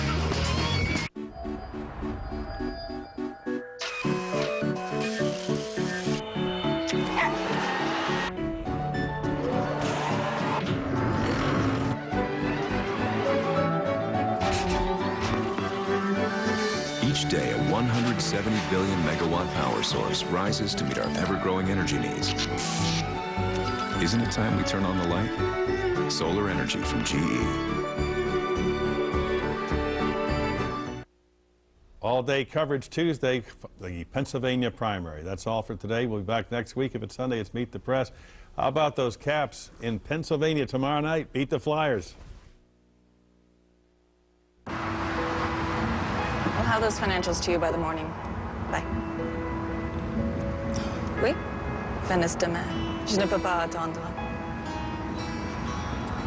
Business trip? No, just the opposite. Mergers take place and banks change names, but for almost 120 years, Northern Trust has remained focused on providing tailored solutions to our clients' complex needs. Northern Trust, asset management, asset servicing, wealth management. The generation that swore it would never get old didn't. Welcome to the summer of life. And now there's an official hair treatment of the summer of your life. New Touch of Gray from Just for Men. Lets you keep a little gray. Works gradually. Just comb in, rinse. Never trust anybody over 90. Keep a little gray with New Touch of Gray. If we were all the same, we'd all age the same way. But we don't. Aveeno Positively Ageless Serum actually self-adjusts to your unique skin. With a natural shiitake complex, it accelerates your skin cell renewal. In a clinical study, women saw reduced lines and wrinkles in just 4 weeks. It worked for me. It'll work for you. Positively Ageless. And for younger-looking eyes, try new Positively Ageless Eye Serum, only from Aveeno, the leader in active naturals. Someday, we'd really like a place with a great view. But it has to be within driving distance of my mother. Now's a great time to buy a home. Whether you're looking around the world or around town, RE/MAX can help you find your perfect place. Nobody sells more real estate than RE/MAX. Ordinary toothbrushes are designed to clean your teeth. But the millions of bacteria that cause plaque and bad breath are all over your mouth. That's why we're introducing the new Cross-Action Pro Health from Oral-B. Unlike an ordinary toothbrush, the new Oral-B Cross-Action Pro Health combines crisscross bristles, gum stimulators, and even a tongue cleaner. So brush away plaque and odor-causing bacteria to get a clean, healthy mouth with the Cross-Action Pro Health from Oral-B. They tickle, they tease, and you sneeze. Maybe it's time to ask your doctor about Singulair. While many allergy medicines block histamine, Singulair blocks leukotrienes, an underlying cause of nasal allergy symptoms. And that's how Singulair works differently. 1 pill, once a day. Side effects are generally mild and vary by age and may include headache, ear infection, sore throat, and upper respiratory infection. Singulair, a different way to treat allergies. 11 News honored with 4 National Headliner Awards, newscast, website, documentary, and the Grand Award. Most honored local coverage. 11 News is live, local, late-breaking. For the latest in healthcare information, visit WBALTV.com and click on Medical Alert, where St. Agnes Hospital features what you need to know about gastric bypass and lap bend weight loss surgery. St. Agnes Hospital, amazing medicine, amazing grace. WBAL TV 11 News, unmatched coverage of big local events. The Pope makes an historic visit to our area. 11 News covers it from every angle, on the air and online. For live, local, late-breaking coverage of big events, Maryland turns to 11 News. Hey, Jack, ready for Antwerpen's first time ever totally Toyota sale? Yes. Where 600 new and used Toyotas are on sale on our lot? Yes. Where you and I are going to appraise every car, 1,000 over Kelly Blue Book. Yes! We're open 7 days a week. Come visit us on the web at jacksays.yes.com or come in or call us. Totally Toyota Sell at Antwerpen Toyota, where Jack says yes to every deal. Yes! Donna Hamilton with Jane Miller on her road to recovery, Thursday at 11. This is the Chris Matthews Show. My fellow Americans. In a place called hope. Today, Pennsylvania polka, 6 weeks, 5 big events. The angry preacher, the speech on race, the sniper tale, that bitter remark, and a tough debate. Can Obama lose PA but still win the USA?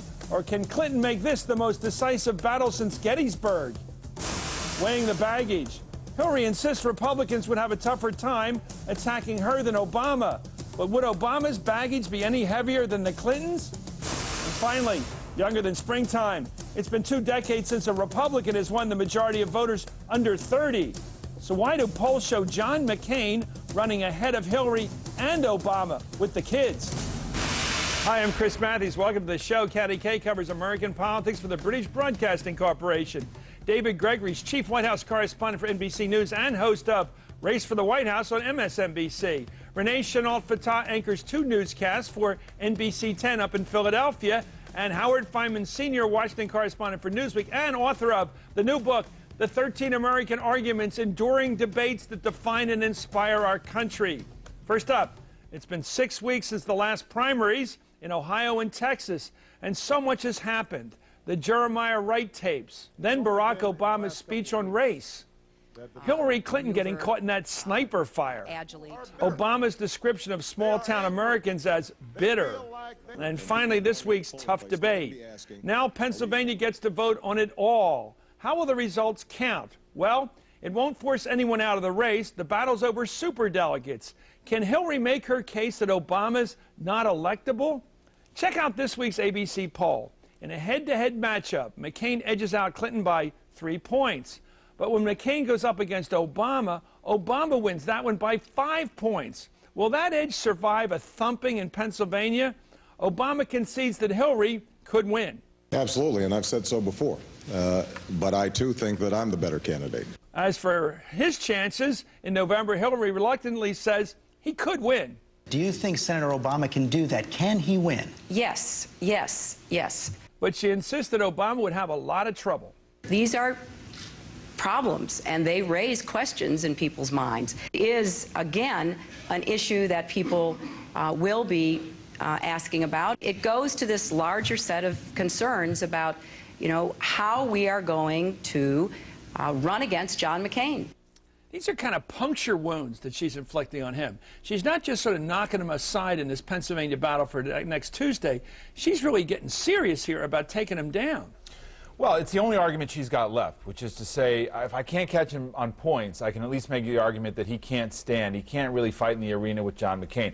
But what's interesting about this to me is that she's not making a judgment about whether these wounds are really fatal wounds against him. All she'll say is, well, but it's the Republicans who could really use them against him. Well, we don't know that. She says she's got a lot of baggage, but everybody's rummaged through the baggage. Well, we still don't know whether that means that she has a plateau, that she can't overcome those things. She's now making the argument, which is her strongest argument, that you don't know enough about this guy, that you are enamored of, that you are charmed by. He may be a political force, but there are other political forces out there that are too tough for him, perhaps. Well, I think it's not just that she's making the argument that you don't know enough about him. She keeps going back to the moments where you do know about him, where he's made mistakes. And that's really the argument that she's making to the superdelegates, is that this guy can't withstand the political heat. He's not strong enough. He has too many liabilities. He's made too many mistakes. And the Republicans will come after him very hard on and these that things. he's vulnerable in areas that the Republicans have successfully seized on So, before. Renee, and by the way, thanks for joining us. Sure, You're one of our pals up there at Channel 10 in Philly. Let me ask you about this. It seems to me that I agree with that thought, that that Barack is being hit here as someone who can't win. So they're asking, the Clinton people are asking the voters of Pennsylvania to say no, take a pass on Barack. This guy's not going to make it. So vote for Hillary as a way of saying Barack can't make it. Are a lot of these undecided voters who keep telling pollsters, I haven't made up my mind, are they really Hillary voters eventually? Chris, make no mistake about it. Pennsylvania certainly is Clinton country. I mean, there is a reservoir of goodwill for the Clintons going all the way back to the 90s. Now, having said that, when you look at the primary season, in every primary where Hillary Clinton has started off with double-digit lead, like in Pennsylvania, as the race closes, so closes that lead. Is she worried about it? You betcha.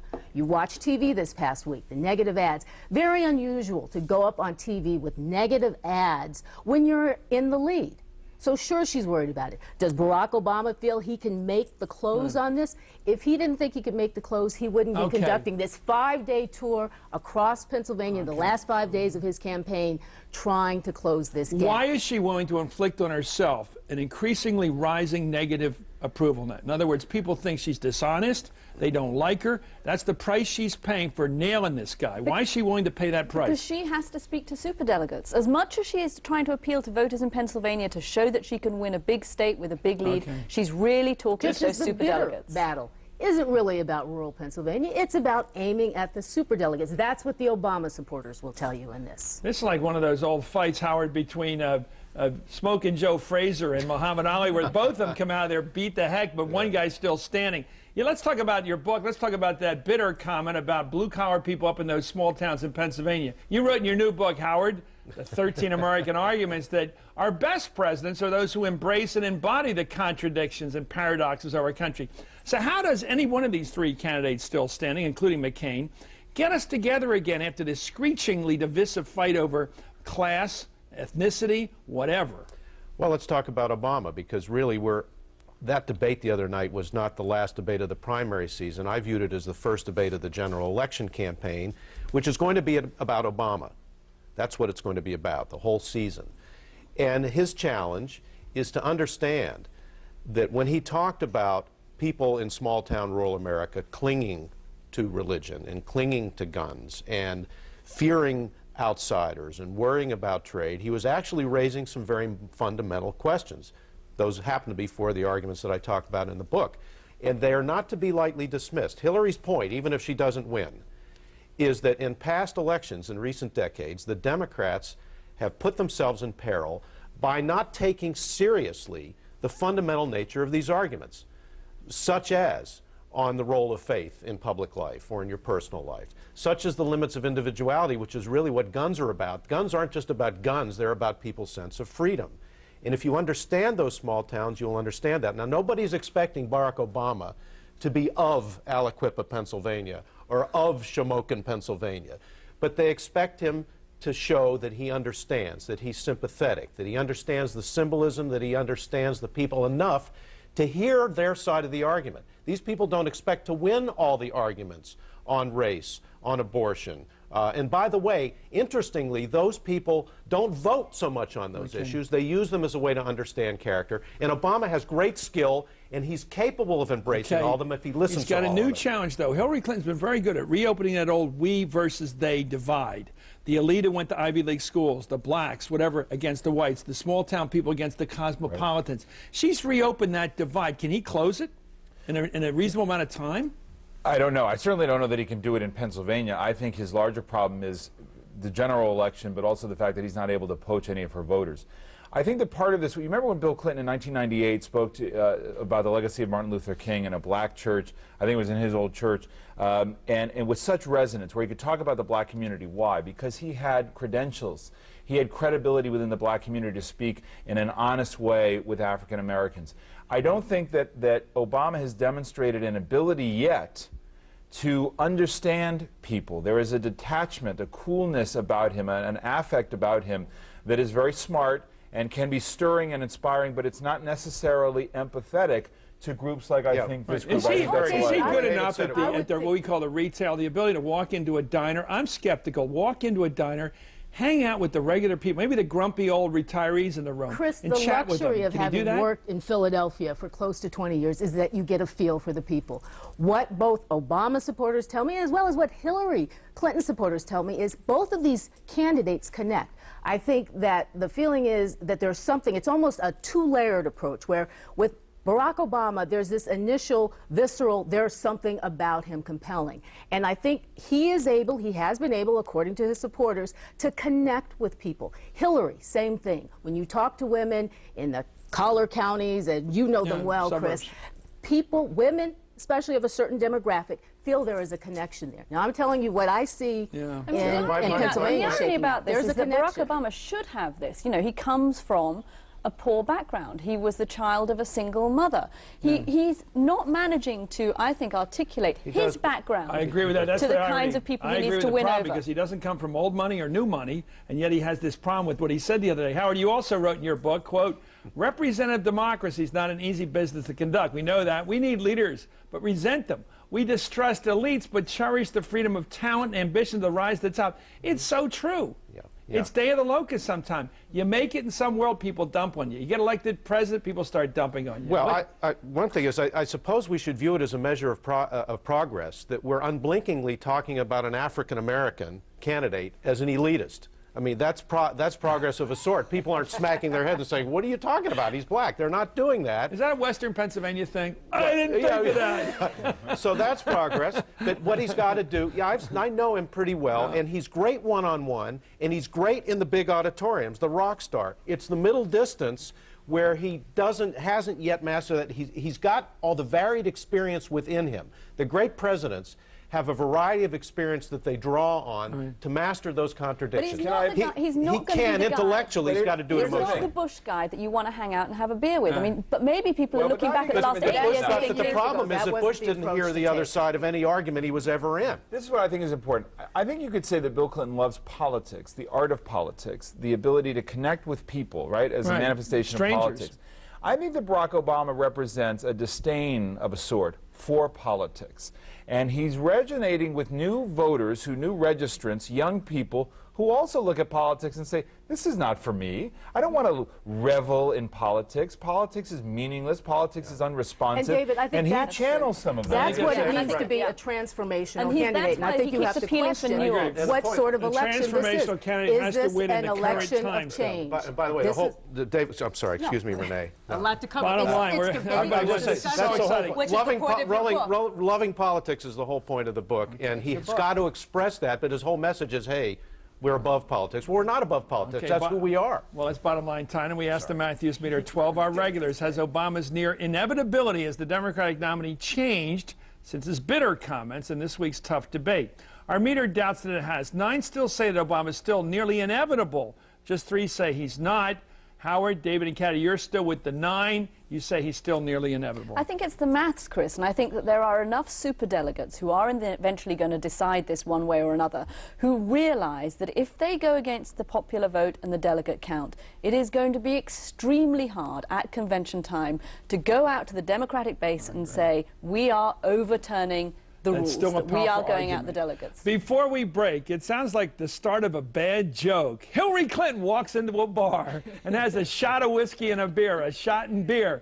But that actually happened this past week. In fact, John McCain was asked about it at Villanova on the Hardball College Tour this week. I'm sure that you saw one of your Democratic opponents, Hillary Clinton, recently drinking whiskey shots with some potential voters.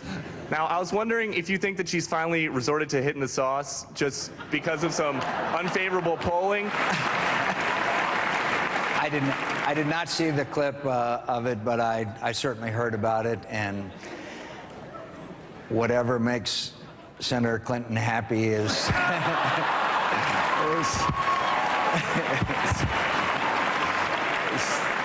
certainly certainly what she be. Wow, good stuff. But the guy who asked the question may have missed what Hillary was really up to. Perhaps she went to a bar to look like she's in charge. Seeing her drinking that beer reminds me of the tough old booze-slinging barkeep of Western lore who could hang out with the boys but was always the boss, sort of like Marlena Dietrich in Destry Rides Again. Just see what the boys in the back room will have, and tell them I sighed, and tell them I cried, and tell them I died of the same. whatever the boys in the back room are drinking. And when we come back, it's been 20 years since a Republican won the under 30 crowd. Why does 71-year-old John McCain think he's got a chance with them? Plus, scoops and predictions are on the notebooks of these top reporters. Tell me something I don't know. Be right back.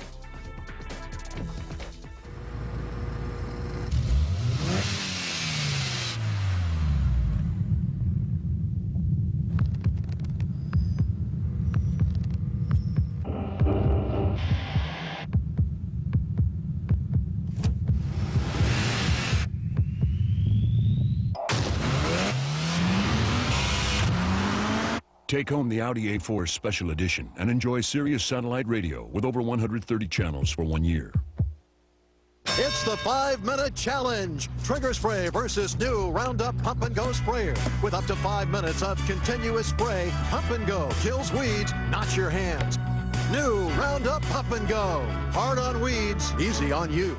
Millions of Americans have made Hydroxycut the #1 selling weight loss supplement. I'm Allison from California, and I lost 26 pounds fast with Hydroxycut, and I feel great. Subjects using the patented primary ingredients in Hydroxycut lost an average of up to 4.5 times the weight than with diet and exercise alone. I'm Skip from Arizona, and I lost 39 pounds fast with Hydroxycut.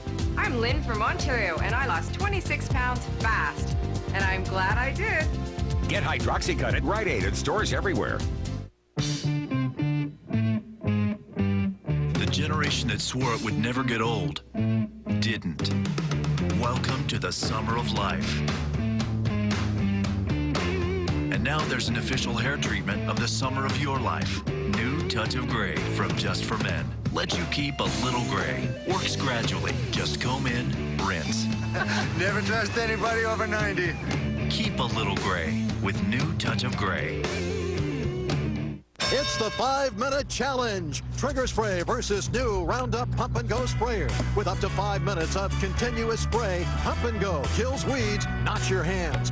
New Roundup Pump and Go. Hard on weeds, easy on you. This program, I am proud to say, is tough, fearless, and yes, blunt. Hardball Across America with Chris Matthews, MSNBC weeknights at 7. Welcome back. It's been 20 years since a Republican got the youth vote. Bush 41 over Dukakis in 1988. But John McCain told me on Hardball this week that he can get them back, even though he'll be running against either Hillary Clinton, 11 years his junior, or Barack Obama, 25 years his junior. Young voters want change, and McCain says he'll bring it. Why do you think so many young people are excited by the words of Barack Obama, what he says? First of all, I think he's extremely eloquent, and second of all, I think that there is a desire for change out there in America. I think he has done a very good job of motivating young people, and I will contest every vote of every young American. McCain may be onto something. Look at the most recent NBC poll. Among younger voters, he beats Barack Obama by a point. Against Hillary Clinton, McCain wins by 9 points. David, can he win them? I think it's possible. I think authenticity and McCain are two things you think about. And I think people my age, in the 30s and younger, are more skeptical of institutions. They're skeptical about politics, about political figures, and I still think McCain transcends that, and certainly Obama does. So I think it'll be a tight contest. Caddy, he's pro-life on abortion rights, and he's pro-war. Yeah, but can he win young people with those stances? I think he can win if security and the war are issues in November. If they're on the front pages and people are feeling nervous the way they did in 2000, the way they did in 2004, then I think John McCain resonates experience, gravitas, somebody who you might feel safe with in a way that Barack Obama doesn't. Renee, let's talk about the rallies. You know, when we had McCain at the college fair this week, there was 4,000 kids, students at Villanova. That was the largest crowd he ever had. Obama wades through crowds like that every day of the week. How does you beat a guy who can get registration figures up in Pennsylvania like that and get crowds like that? Well, I mean, his appearance on Hardball with you certainly served him well. But I think if this is a candidate who's defined by the war, interestingly, when he was talking to you about Iraq and the future of Iran, that audience was silent. And I don't know how, if that's the issue come the fall, and we'll certainly see what happens, how he transcends that, no matter how, straight-talking he fashions himself, or, the sense of humor that he has. If he can contest young voters, it seems to me he's really in play in the general. I think he is, and having seen him on the campaign trail with crowds, even back in New Hampshire, he had a lot of kids working for him in New Hampshire. It was somewhat surprising. Yeah. But I think he's got that twinkle in the eye. It's a combination of being unpolitical, as David said, and also offering a sort of kick-butt mentality on security, which is going to appeal to a lot of kids. It really is, more than we might think. Okay, I'll be right back with scoops and predictions right out of the notebooks of these top reporters. Tell me something I don't know. Be right back. So you get hurt in a car wreck, and you never thought you'd need a lawyer, but now you need some help. Call the Science, Kirk and Miles 24-hour injury hotline and let them help you get what's fair and right. I'm Ryan Science. For over 35 years, our families have helped accident victims get the results they deserve. Call us for a free consultation. You can call Science, Kirk and Miles at any time, and then you have a lawyer. Call 1-800-LAWYERS or visit us on the web at youhavealawyer.com. If you have a phone or a computer, you have a lawyer. Here's a practical gardening tip from Carrie Engel of Valley View Farms. For hard-to-kill weeds in your lawn, I recommend Bonide's Weed Beater Ultra. Weed Beater Ultra shows results in just 24 hours, and you can reseed in just 2 weeks. Plus, it offers superior cool weather performance, so it's effective in early spring and late fall. Use the best Bonide's Weed Beater Ultra. Available now at Valley View Farms on York Road in Cockeysville.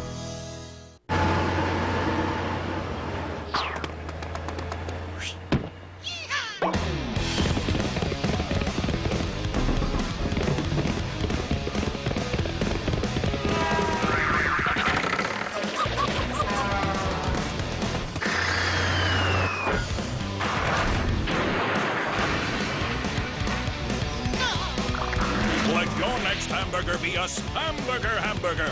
Crazy tasty. In racing, you never let the grass grow under your feet. But at home, you want all the green grass you can get. With the Rebels Premium Grass Seed, it's a sure thing. Go with the #1 selling fescue brand in the country. The Rebels grow lush and beautiful and stand up to heat and drought, even in heavy traffic areas. And the best part, after you grow it, you get to mow it. For a rich dark green lawn, get the Rebels Premium Grass Seed, America's #1 fescue. Call or click for a retailer near you. The generation that swore it would never get old didn't. Welcome to the summer of life. And now there's an official hair treatment of the summer of your life. New Touch of Gray from Just for Men. Let you keep a little gray. Works gradually. Just comb in, rinse. Never trust anybody over 90. Keep a little gray with New Touch of Gray. Welcome back, Caddy. Tell me something I don't know. Chris, the McCain camp went into the beginning of this year thinking that the person they wanted to run against was Hillary Clinton. That's shifting. They're looking at the attacks that Obama has taken recently, the debate performance he gave last Wednesday, the right issue, the middle-class bitterness issue, and they're starting to think that maybe they have a better shot against Barack Obama because he's weaker and they can attack him harder. The irony is, they actually have quite a lot of respect for Hillary Clinton. They really don't have much respect for Barack Obama. Okay, David. President Bush is not known for sightseeing when he travels around the world, but this spring, to commemorate the 60th anniversary of the State of Israel, he's going to be doing something very interesting that will mean a lot to Jews around the world. He will climb Masada, which overlooks, of course, the Dead Sea. And actually, I say climb. I assume, given his proclivities, that he will go up the snake path, as it's called, instead of the cable car, but everybody will be watching. So he'll play one of the Roman soldiers? It's certainly an iconic spot for Jews. Renee. During the Pennsylvania primary, given the close relationship that has developed between Senator Bob Casey and Senator Barack Obama, in the event that there is an Obama administration, don't be surprised to see Senator Casey in a super heavyweight position. Okay. Howard. And as long as we're talking about Pennsylvania, let's talk about Governor Ed Rendell. Very strong for Hillary Clinton, going to be strong through the Pennsylvania primary. Depending on what happens, but almost regardless of what happens, look for Ed Rendell to be in the delegation of people going to Hillary Clinton at some point, if necessary, and saying, Hill, it's time to hang it up. I think he's going to be playing a broker's role down the road. And you can report that now. Oh, yes, absolutely. He's telling people around town that that's the role he's going to play. You're the best. I'll be right back with this week's big question. Hillary and Obama both seem to say they aren't going to run together. So who would they pick? Be right back. The Chris Matthews Show is brought to you by fast-acting Roundup. Kills weeds to the root, even in the rain. It's the 5-minute challenge. Trigger spray versus new Roundup Pump and Go sprayer. With up to 5 minutes of continuous spray, Pump and Go kills weeds, not your hands. New Roundup Pump and Go. Hard on weeds, easy on you. Sometimes life can be, well, a little uncomfortable. But when it's hard or hurts to go to the bathroom, there's Dulcolax Stool Softener. Dulcolax Stool Softener doesn't make you go, it just makes it easier to go. Dulcolax Stool Softener. Make yourself comfortable.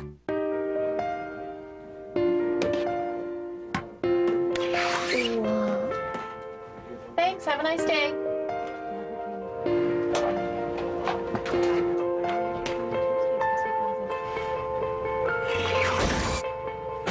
Life comes at you fast, and then it hits you. Is my car insurance any good? With Nationwide Insurance, you get 24/7 claims processing at a savings of up to $500 when you switch. Call 1-888-891-0263, and you'll also get a 100% written guarantee on claims repairs at a savings of up to $500 when you switch. Plus, get a free Nationwide on-your-side review to find out exactly the coverage you need, including discounts you might not even know about. And don't forget about the whole $500 savings when you switch. Hello, Nationwide. Call Nationwide Insurance or contact an agent to get your free on-your-side review and see how much you can save when you switch. Better call for better coverage. 1-888-891-0263. Nationwide is on your side.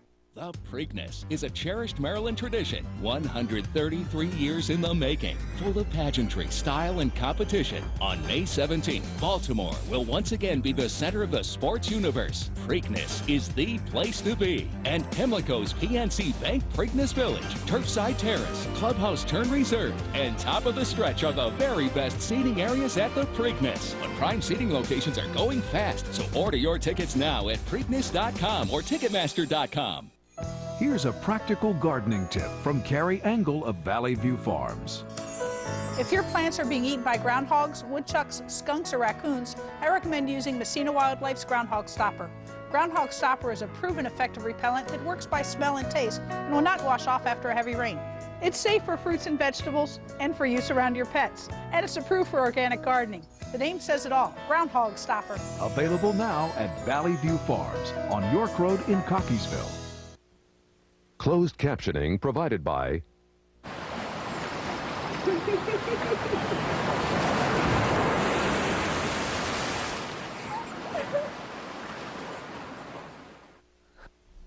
Welcome back. They say silence speaks volumes. Just listen to Hillary and Barack's response when asked at that debate this week about running together no matter who wins the nomination.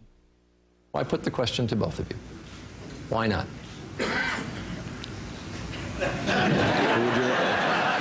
Don't all speak at once. That brings us to this week's big question. First, who should Obama pick? And then who should Hillary pick? First, who should Obama pick? Running mate. I think the state maths are difficult for Obama, so he goes for a state, he goes for somebody like Strickland, Ohio. David, what's logical? Tom Daschle. Tom Daschle, South Dakota. Bloomberg, New York. Ed Rendell, Pennsylvania. Me too. I agree with that. Let's go around the other round. If Hillary pulls this out. Running mate. She should go for him. Barack. David. I don't have a name. I just think she needs somebody a little more humanizing. Wow. Wesley Clark. That makes sense. Well, if she could swallow her anger, Bill Richardson. Wow. Anyway, thanks for a great roundtable. A lot of food for thought there. Caddy K, David Gregory, Renee, Shanaf Fatah, one of our friends up there at CAU. And Howard Feynman, congratulations on your great new book, The 13 American Arguments. That's the show. Thanks for watching. To catch a webcast of our show, go to thechrismatthewsshow.com. See you next week.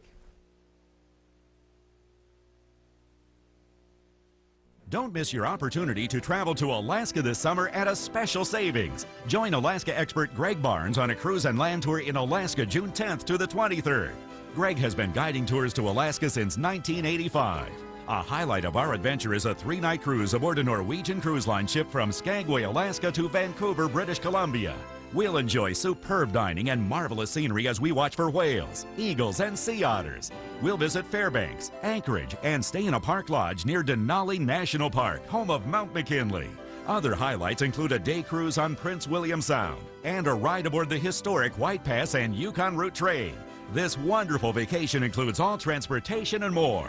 For your free brochure, call Holiday Vacations at 1-800-826-2266.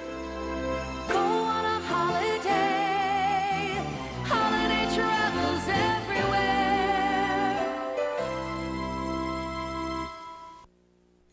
Here's a practical gardening tip from Carrie Engel of